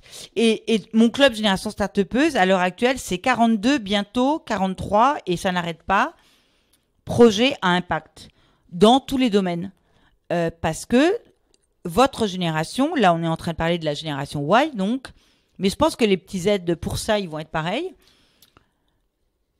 Ils aimeraient bien gagner leur vie et développer une boîte et peut-être gagner un peu de sous, mais leur sujet, c'est impacter positivement la société, l'environnement, le système. Et donc, j'en ai une qui s'appelle... j'en ai une qui travaille sur les problématiques de pathologie des maladies auto-immunes. J'en ai une qui, Urgence Chrono, elle a fait une appli qui permet, quand tu dois aller en urgence à l'hôpital ou dans une clinique, de savoir où est-ce que tu as le moins de temps d'attente. Marine, c'est Voyagir sur le tourisme responsable. J'en ai une, c'est du recycling de matériaux. C'est du dur et c'est des femmes. C'est pour ça que je le fais exprès parce que c'est pour montrer que les femmes, elles s'attaquent aussi à des trucs durs. Sujet. Elles sont ingénieures génie civil toutes les deux. Et en fait, leur système, c'est une plateforme qui permet, quand tu as un chantier et qu'il paraît qu'il y a plus de 30% du matériau de chantier sur n'importe quel... Tu vois, quand tu vois des grues, là, à Paris et tout ça, qui est jeté. Alors, c'est-à-dire, c'est du ciment, des plaques, du bois, du béton. Et donc, elle arrive à identifier, elle met en contact les responsables d'un chantier qui prévoit à la fin du chantier ce qui va rester. Et des individus, des architectes vont récupérer, vont récupérer, voilà, et donc on est dans de l'économie recyclée avec toutes les vertus que ça peut avoir. Et j'en ai que des comme ça. C'est des vrais petits miracles. À chaque fois, tu te dis mais comment ça se fait que ça n'existait pas ? Et évidemment, j'ai envie de les aider. J'ai aidé Marine au départ parce que c'est ma fille, mais surtout parce que son projet m'a beaucoup parlé, parce que j'ai fait beaucoup de voyages. Et parfois, je l'avoue humblement, j'allais au Club Med, j'ai fait quelques croisières all-inclusive, mais plus jamais, quoi, je ferai ça. Parce qu'elle m'a fait prendre conscience des conséquences sur l'écosystème des Cyclades de Barcelone. Quand ils ont fait leur campagne, on en a marre des touristes, de pays émergents qui sont fragiles et dont on pollue les plages, tu vois. Et c'est cette génération qui m'a fait prendre conscience qu'on ne pouvait plus faire ça comme ça. C'est cette génération, elle aussi, parce qu'elle vit avec ses convictions, mais toutes les autres, qui m'ont fait prendre conscience de toutes les vertus du recyclage, des économies qu'on peut faire à titre personnel, qu'il faut faire attention, tous les trucs sur le plastique. Enfin, votre génération est beaucoup plus lucide que nous là-dessus. Nous devons vous écouter. Nous devons changer nos manières de faire. Et quand vos projets, c'est des startups ou des associations, ou des trucs in between qui vont être de plus en plus qui sont pas ESS, simples, entreprise à mission. Tu vois, il va y avoir de plus en plus de c'est des modèles qui sont pas simples aujourd'hui. Voilà. C'est pas adapté. En tout cas, genre, je sais pas si tu connais Ticket for Change. Oui, bien sûr, bien J'ai sûr. eu Mathieu Dardaillon dans le podcast. Et Mathieu, aussi. il est super. Hein, voilà. Et toute la complexité de ces business-là, c'est entre deux. Le problème, c'est que c'est toujours entre deux. Moi, j'en ai 4 qui avaient dit start-up. Elles ont fini par dire non, on va le faire en asso parce qu'on ne trouve pas notre business model. Marine se pose la question, là. J'en ai d'autres qui disent start-up pour le moment, on essaye. Mais un des conseils que je leur donne, et on le fait avec nos juristes bénévolement, c'est en fait, elles ont potentiellement des projets d'association prêts sous le coude. Si jamais, au bout, on s'est dit 3 ans, à peu près le temps de maturation, qui est un temps long quand c'est un projet à impact, de développement, parce que en fait, elles créent des marchés qui n'existent pas ou elles sont sur des marchés tout nouveaux. Donc le business model est difficile à trouver, le marché n'est pas prêt, les investisseurs comprennent pas, les banques comprennent mal, enfin c'est compliqué, mais ça bouge. Donc moi je dis le temps d'incubation, c'est pas 3 mois, c'est 3 ans. Je me suis dit c'est 3 ans, je vais les garder 3 ans. Donc c'est la couveuse, la maternelle et hop le lycée, tu vois. Et j'ai 3 niveaux de projets. Des bébés projets qui sortent pas, on les aide un max bénévolement, avec maintenant 200 experts qui acceptent de me donner un coup de main pour la quête de sens. Et c'est souvent ma génération, tu vois, parce qu'ils voudraient aider, ils savent pas comment. Oui, ils sont très sensibles à ça. Quand je leur dis, mais moi j'ai une idée de comment tu peux aider. Voilà, est-ce que tu veux aider? 95% les gens disent oui. Quand tu demandes pas de couper le bras, tu vois, tu demandes un peu de temps. Voilà, et il faut structurer ça, c'est beaucoup de boulot, mais ça vaut la peine, parce que c'est la co-construction, c'est le transgénérationnel, c'est tout ce que je t'ai dit, mais pour des startups. Donc en gros, c'est aidons les startups à aider le monde, ou à sauver le monde, et à changer de modèle. Et on est dans du transfert de compétences, dans le mécénat de compétences bénévoles. J'ai même des corporates qui s'y mettent, hein, Lagardère, BNP, qui trouvent mon modèle intéressant, qui les reçoivent, qui leur donnent du temps, qui les challenge, qui les aident, qui leur ouvre le réseau. C'est un modèle compliqué qu'on a inventé, qu'on invente tous les jours, mais qui fonctionne. La petite Amandine dont je te parlais, que je vais aller voir après notre conversation, qui m'a écouté à une conférence, qui est une jeune fille qui fait une formation au CNAM, qui a eu un coup de foudre pour le Club Génération Startupeuse. Elle me donne 2 mois de son temps en stage gratuit pour aider le club. Et elle veut pas aider autre chose, elle veut aider le club, parce qu'elle trouve que le concept est bon. L'objectif, c'est aider les projets à émerger, à trouver le business model. Si on ne trouve pas le business model, à les faire rebondir en association, parce que le projet, en association, il servira quand même. Mais de préférence, essayons plutôt de les aider à changer le modèle. Parce qu'en ce moment, il y a quand même impact investing, hein, l'investissement responsable. Il y a quand même des grosses boîtes qui se posent des questions. Il y a la Caisse des dépôts et consignations qui pousse. Il y a des banques mutuelles qui poussent. Il y a des fonds d'investissement responsables. C'est très tardif en France, mais je trouve que ça va très très vite. C'est vrai, on aura de plus en plus des fonds d'investissement. Et qu'il y a des vraies interrogations sur l'impact à côté de combien ça va me rapporter. Enfin, que le profit n'est plus la finalité principale. Oui, on doit articuler les deux. Et la question qui m'interpelle en ce moment et sur laquelle je bosse, et j'essaie de bosser avec des experts en ce moment, c'est de construire un peu comme tu as un BP, tu vois, parce que ça, on sait, les chiffres, les machins. Voilà, le business plan. Donc, on dit, voilà, le marché, c'est ça. Alors, je vais dépenser ça et puis je vais gagner ça. Et on fait des projections sur 3 ans en général.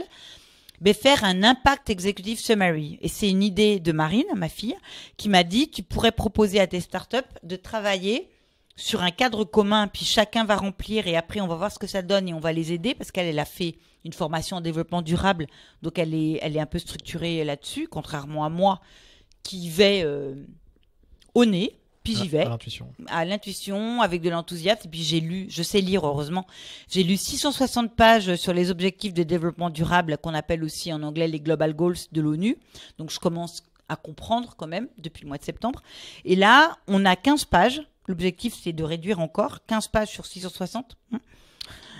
15 pages où l'idée, c'est on va prendre un projet et on dit, voilà, toi, quel quel goals, quel impact tu as, comment tu vas le faire, quelle méthode tu vas prendre, est-ce que tu vas faire partie de l'ESS ou pas, est-ce que finalement tu vas faire une ESAS, qu'est-ce que tu vas mettre dans ton pacte, est-ce que tu vas associer tes salariés à l'actionnariat, est-ce que tu vas redistribuer une partie de ton chiffre d'affaires, tu vois, on les interpelle aussi sur leur gouvernance, est-ce que tu embauches des jeunes, peut-être des personnes en situation de handicap, peut-être.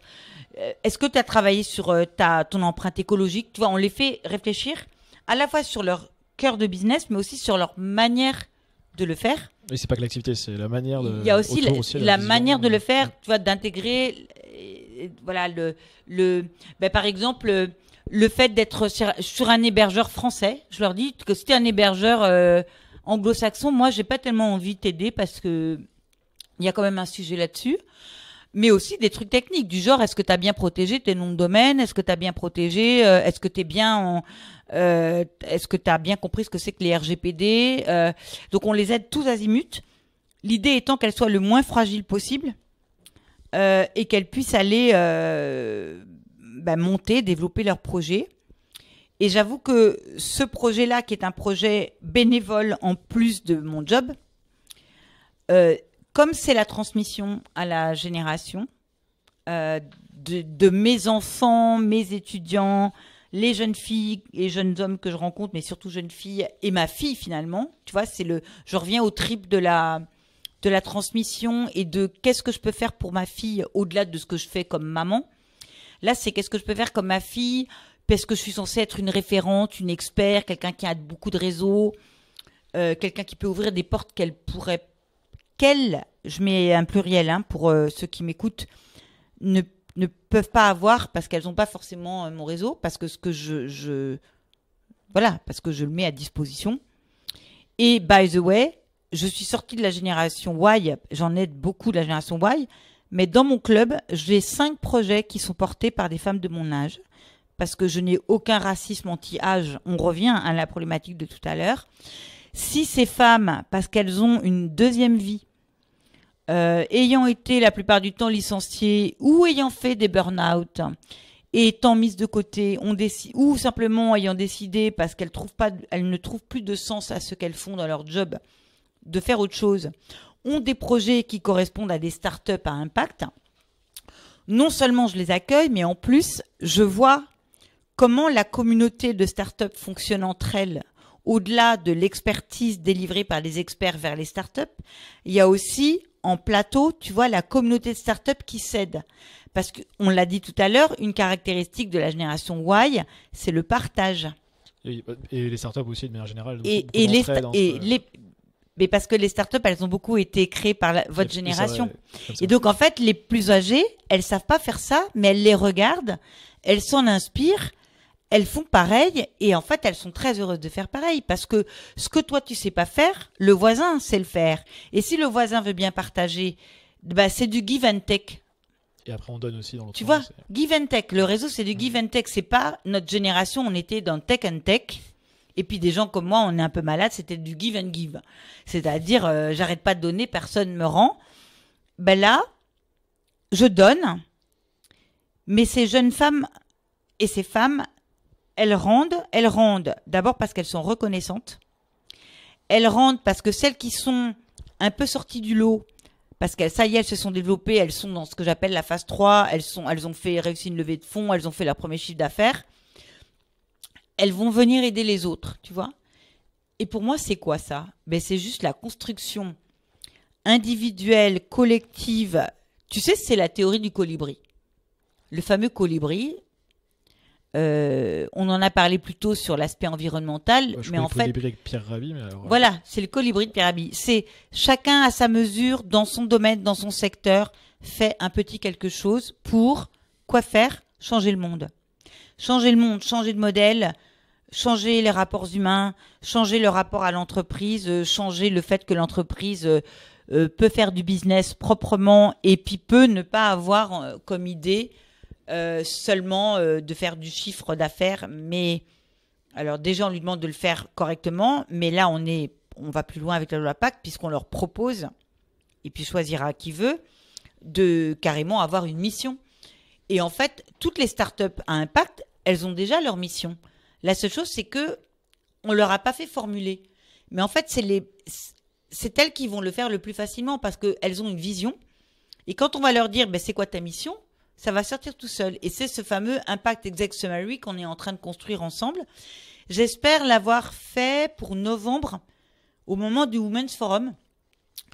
Parce que Chiara Corazza, qui est maintenant la dirigeante du Women's Forum, a accepté de challenger un peu son modèle. C'est quelqu'un d'assez moderne. J'adore cette femme. Elle aussi, c'est une Européenne, citoyenne du monde. Et elle a mon âge, hein, mais elle est très moderne. Et elle m'a dit, ton idée de faire un hackathon Women Tech for Good, c'est super, on l'intègre dans le Women's Forum. Et là, tu t'aperçois que le monde change. Parce que le Women's Forum, c'est qui ? C'est des grandes dirigeantes du monde entier. C'est le monde de la gouvernance, des administratrices, des puissants, des politiques. Et pour la première année, on va les embarquer, on va leur proposer de s'embarquer dans le monde des startups et d'aller travailler pendant une après-midi pour aider des startups. Et je suis sûre qu'elles vont y aller, je suis sûre qu'elles vont adorer et qu'elles vont réaliser ce que c'est qu'une startup et que toutes ces femmes qui auront participé, elles vont ressortir de là, changer dans leur tête, et que dans les entreprises qu'elles dirigent, à l'autre bout du monde ou à Paris, elles auront enfin compris ce que c'est que ce nouveau modèle. Parce qu'en fait, il n'y a qu'en faisant. Qu'on se rend compte. Toi, c'est pas la peine de conceptualiser. Il n'y a qu'en expérimentant. C'est du test and learn. Et après, tu conceptualises parce que tu structures un peu ta pensée. Mais finalement, c'est juste du test and learn. Et cette manière d'apprendre est une manière très naturelle que vous avez. C'est pas du tout ce que nous avons appris nous. Et je t'assure que pour l'accepter moi dans mon mode de fonctionnement, j'ai vraiment dû lessiver ma tête. Il n'y a pas d'autre mot. Et c'est mes étudiants et ma fille qui ont lessivé ma tête, et puis maintenant mes startups. Et maintenant, j'ai la tête toute propre, ça je peux te dire. Parce que je me suis aperçue qu'il y avait beaucoup de choses que j'ai appris qui, pour le monde d'aujourd'hui, n'avaient aucun sens. Et qu'il fallait que j'accepte de me remettre en situation d'apprentissage. Ça tombe bien puisque je suis toujours à l'école, comme je te l'ai dit tout à l'heure. Tu as la chance d'avoir un métier, comme tu dis, où tu apprends toute ta vie. Et alors après, c'est vrai que c'est aussi le cas, alors pas mal de gens de ma génération, dans cet état d'esprit aussi, de se dire que l'école s'arrête pas après les études, justement. Il n'y a pas de fin, entre guillemets. Il n'y a jamais de fin. Et puis, tu vois, ça aussi, j'en parlais ce matin j'avais un interview pour Challenge. On verra ce qu'ils prennent de ce que j'ai dit, sur l'entrepreneuriat au féminin. Et j'ai fait un parallèle entre ma génération et les jeunes. Et c'est ce que je disais aussi. Tu as raison d'évoquer ce sujet qui serait passé à la trappe sinon. Une différence de votre génération, et je suppose des aides après et de je sais pas qui, c'est que vous avez la possibilité d'apprendre tout le temps, n'importe où, par tout moyen. Et tu vois, j'ai plusieurs de mes jeunes filles, dont Marine d'ailleurs, qui a fait du codage. Alors, elle va pas faire tout son site web toute seule, hein. Elle devient pas informaticienne, mais elle comprend les bases. Du coup, elle est capable d'entamer un dialogue avec son CTO ou son prestataire de service, parce que ça, c'est un vrai sujet quand même. De pas faire d'erreur ou de pas réaliser quand il est trop tard qu'en fait c'était pas ça et que ça va pas. Les plutôt littéraires, elles vont se lancer dans on apprend à faire un business plan avec un budget prévisionnel. Celles qui ont peur de parler, on leur fait des séances d'improvisation théâtrale, tu vois. Donc que ça soit construit dans le cadre d'un club comme le mien ou ailleurs, dans des incubateurs, ou qu'ils le fassent tout seul, ou qu'ils le fassent dans du coworking en partageant, moi je dis on s'en fout.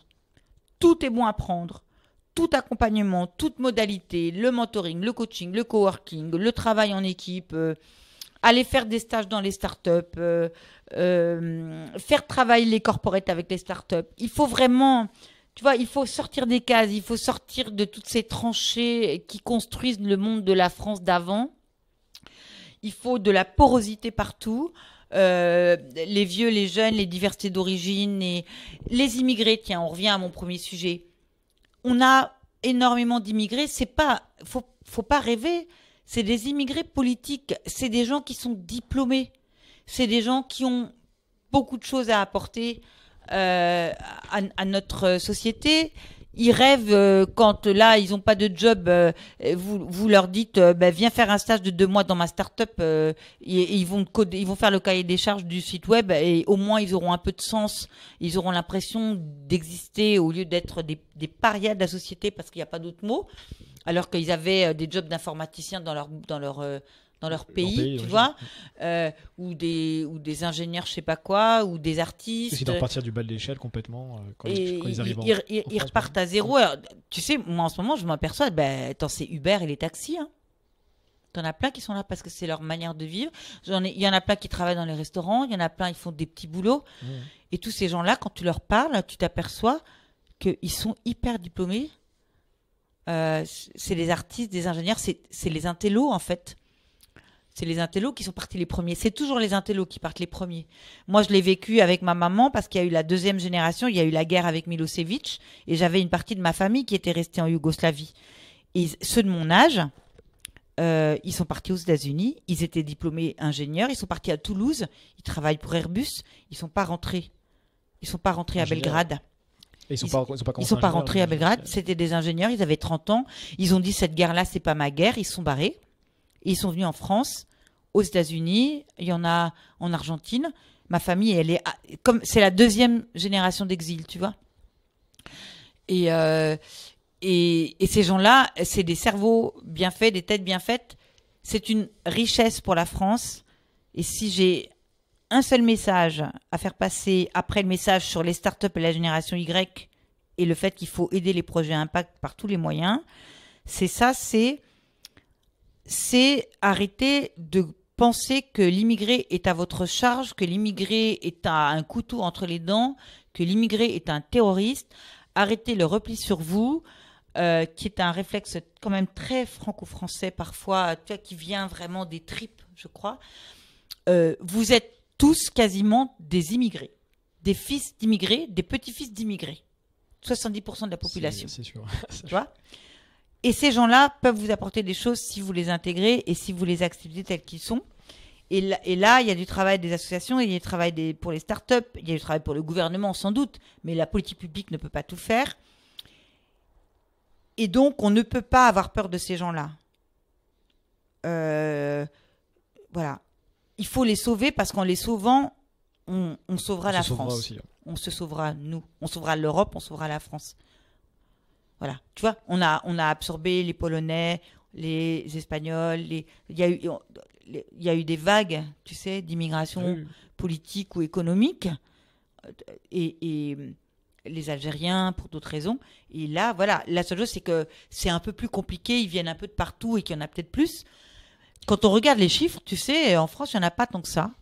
Sachant qu'en plus, ça c'est que les débuts, parce qu'avec les problématiques climatiques, autant il faut y penser tout de suite, parce que ça sera beaucoup plus nombreux dans 10, 20, 30 ans. Et il faut absolument créer des process, il faut absolument changer le regard, il faut absolument mettre en place des choses. Et je suis désolée de le dire, mais si c'est des partis politiques qui, comme en Hongrie, ou un certain taré aux États-Unis qui dit qu'il va faire un mur entre le Mexique et les États-Unis, et en Hongrie, hein, je veux dire, mais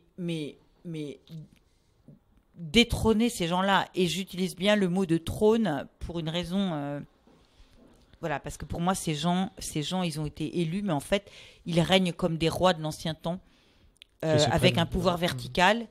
Et ce sont des despotes, même pas éclairés. C'est juste des despotes, tu vois. Alors, quand tu as un despote éclairé, tu as de la chance. Quand tu as un despote pas éclairé, je ne sais pas où est la démocratie, je ne sais pas où est l'Europe, et on revient sur notre problématique de démocratie participative, de comment est-ce que tu influences le process, de comment est-ce qu'on essaie de prendre un maximum de points de vue en compte. Et on revient à mes expertises et à mes travaux sur le lobbying, le e-lobbying. Et tu vois, ça a l'air bizarre parce que je fais beaucoup de choses. Il y a l'Europe, il y a les femmes, il y a les startups, il y a la société civile, il y a les interpellations sur les institutions avec le lobbying. Et puis il y a mes expertises techniques sur la gouvernance, les missions d'entreprise, le droit des sociétés dont j'ai pas beaucoup parlé. Mais tout ça, ça se rejoint sur 2 choses. L'engagement à titre perso. Ce qui me porte est un engagement. Et en fait, tu me donnes n'importe quel sujet, hop, je ne peux pas ne pas à un moment donné réagir, voir ce que je peux apporter, voilà, à mon petit niveau. C'est le colibri. Qui suis-je moi et qu'est-ce que je peux faire? D'ailleurs, ça commence par moi. Parfois, titre personnel, sur ménage, on en avait parlé aussi. Ouais. Alors, c'est ma ligne de faiblesse, ça. De trop se mettre de charge. Ouais, j'ai quand même, j'ai un message à apporter aux gens. Il faut faire attention quand on a une curiosité intellectuelle, une grosse capacité de travail, une vraie capacité d'engagement et qu'on est une vraie machine à faire, à développer, ce qui est mon cas, et que plus t'en fais. Parce qu'en fait, c'est comme les marathoniens, tu vois, ils sont pas capables de faire un marathon au début, mais seulement à la fin, parce qu'en fait, ils sont entraînés. Je pense qu'on est capable d'entraîner notre cerveau, on est capable d'entraîner notre corps à travailler plus, à faire plus. Mais, et là, je vais reciter ma fille, désolée, mais c'est elle qui m'a alertée. Je me mets en danger, je suis en danger, j'ai déclenché une maladie auto-immune, je peux le dire, parce qu'il y a plein de gens qui en parlent pas, et en fait, quand on parle aux gens, on s'aperçoit qu'à Paris, il y a énormément de gens qui sont au bord du burn-out, qui ont fait des burn-out, qui ont des allergies, des pathologies bizarres. Moi, c'est mon cas. On sait très bien que c'est réel et ça me fait beaucoup souffrir. Mais 80% est déclenché par le surengagement, la charge mentale, le fait que je n'ai pas d'hygiène de vie et parce que je m'en suis mis trop sur la tête.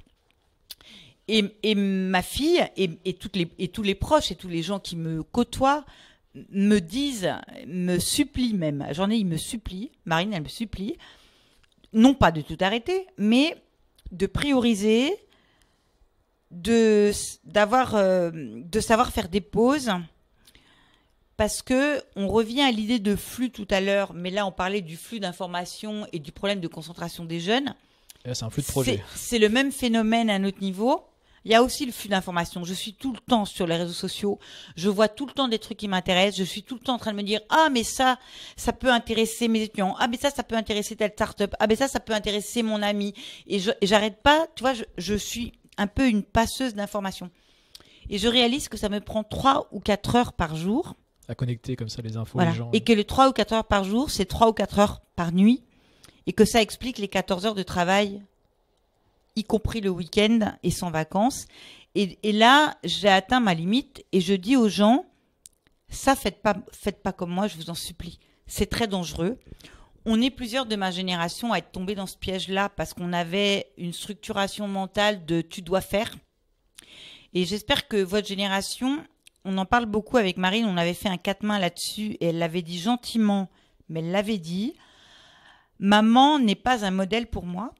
Même si je lui reconnais son statut de référent, tout ce qu'elle fait, son engagement, sa générosité et tout ce qu'elle a fait pour moi en tant que maman. Mais c'est pas un modèle pour moi parce qu'elle a été trop loin et elle est surengagée. Et moi, je veux faire des choix de vie et avoir un équilibre de vie personnelle parce que vous cherchez à être heureux. Et le bonheur, c'est pas juste aller se marrer toutes les 5 minutes. C'est avoir un équilibre, pouvoir se ressourcer, trouver du sens dans ce qu'on fait. Et c'est pour ça que, par exemple, j'en ai beaucoup qui bossent sur leur start-up, mais elles sont aussi engagées dans des associations. Elles font des trucs fun. Il y en a qui font de la boxe, il y en a d'autres qui font du chant. Marine, elle fait de la danse. Elle est engagée à Montpellier dans une association qui s'appelle Wonder Meuf. Tu vois ? Et en fait, elle m'a expliqué, et j'entends tellement ce qu'elle me dit, que cet équilibre-là lui permet justement de faire le fameux marathon dont on parle et que du coup, elle tiendra plus longtemps sur sa start-up parce qu'elle a moins de risques de s'épuiser. Or, le problème des start-up, on revient à l'idée qu'elles ne seront pas rentables avant 3 ans quand tout va bien. Et encore, parfois, c'est 5 ans. Voire 7. Voire 7, on est d'accord. J'ai dit 3 ans minimum. Voilà. C'est de ne pas s'épuiser. C'est-à-dire Arrêtez de penser que c'est un 60 mètres et que tu donnes tout à fond. Moi, j'étais très bonne en 60 mètres, c'est pour ça que, vu le gabarit, tu vois, c'est pour ça que je pense à ça. Et on voulait même que je fasse de la compète. Les marathons, c'est 42 km. Tu fais un marathon et tu vas avoir soif et tu vas avoir faim. Et si on te donne pas de l'eau au bon moment, et si tu manges pas au bon moment, et si tu n'as pas entraîné tes muscles et ton cerveau, où tu meurs. Alors c'est burn-out, défaillance, j'arrête, échec, qui est un échec humain et un échec économique et un échec du système, où tu rates. Oui, enfin, l'entreprise va en pâtir en tous les cas. Et c'est tout le système, et c'est un gâchis humain et économique. Alors la France, pays des startups, moi je veux bien. Mais j'en vois, et je suis très à l'aise pour le faire pendant notre échange, puisque je le fais de manière systématique et que j'ai un rendez-vous vendredi à BPI France parce que ils ont la gentillesse d'accorder un peu d'attention à ce que je dis et que je connais Patrice Béguet, Nicolas Dufourc, Laurence Pigano, qui sont tous des gens de très bonne volonté et qui veulent bien faire, mais qui sont quand même dans un système assez institutionnel. Ils ont récemment, ou pas récemment, je sais pas, en tout cas, ils ont pris conscience, le sujet est sur la table, que aider les licornes comme Blablacar, oui, il faut le faire, et que ça devient les startups, mais c'est pas des startups, c'est des startups émergées, c'est des startups accélérées, c'est pour ça que le mot licorne me va bien, mais on en a combien ? 2, 3 ? Pas grand-chose, ouais. Hein ? Moins de 10 en tout cas. Voilà. Alors, si les investissements doivent aller que là, et qu'en fait, tu crées pas le pipe pour faire dans 5 ans des startups qui seront les Blablacar de demain, en fait, on est en train de couper le système. Donc, il faut avoir une approche à moyen long terme. Et tant les investisseurs, les business angels, les professeurs, les incubateurs, tout ce que tu veux, les experts, et BPI France, puisque c'est son rôle, et le gouvernement au niveau des politiques publiques, doivent absolument investir. Et quand je dis investir, c'est pas seulement des sous, c'est investir massivement du temps, de l'attention, de l'incubation, de l'accompagnement, de tous les moyens par tous les moyens possibles, et un peu de sous si on peut, sur ce que j'appelle ma couveuse, moi. C'est-à-dire les bébés projets. Or, là, en France, on leur demande qu'ils aient fait leurs preuves. Alors, et figure-toi qu'on peut le faire. Je te donne un exemple, et je peux le dire parce que j'ai la réponse depuis ce matin. Dell, tu vois ce que c'est, Dell, la grande entreprise, oui. Logique très américaine, aide les startups. Seulement, dans la tête des Américains, versus Dell en France, qui est à Montpellier d'ailleurs, c'est des startups déjà importantes.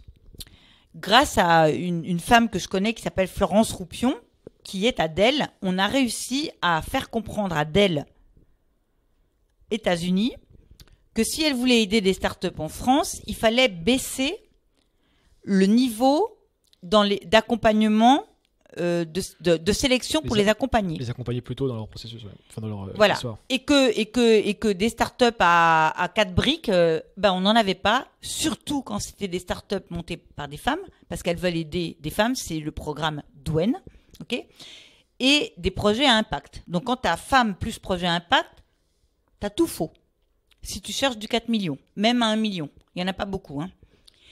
Eh bien, figure-toi qu'on a réussi à les convaincre et que ce matin, j'ai su que 3 de mes projets, qui sont les projets les plus avancés, mais qui sont quand même des bébés projets, Xalis, MyTroc et Word is a Village, sont pris dans le programme de Dwayne. Autrement dit, quand tu fais de l'évangélisation et de la pédagogie et que tu fais réaliser à des banques, à des investisseurs, à des fonds d'investissement américains, que s'ils veulent trouver des pépites en France, il faut accepter de sélectionner plus bas et puis accompagner et les faire monter.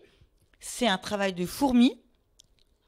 Mais moi, je suis une optimiste incorrigible. Je crois qu'on y est. C'est right time, maintenant. Parce qu'ils ont tous compris que s'ils appliquaient la logique start-up égale 4 briques, en France, on allait juste dévisser, quoi. On allait juste dévisser. Et c'est un gâchis immense de compétences, de talents et de capacité à changer notre monde. Je reviens à mon truc. Mon truc, c'est changer le monde. Merci Viviane. Où est-ce qu'on peut te suivre avant de conclure? Alors, où on peut me suivre? Alors, LinkedIn en mode corporate sur Viviane de Beaufort, Twitter, VD Beaufort.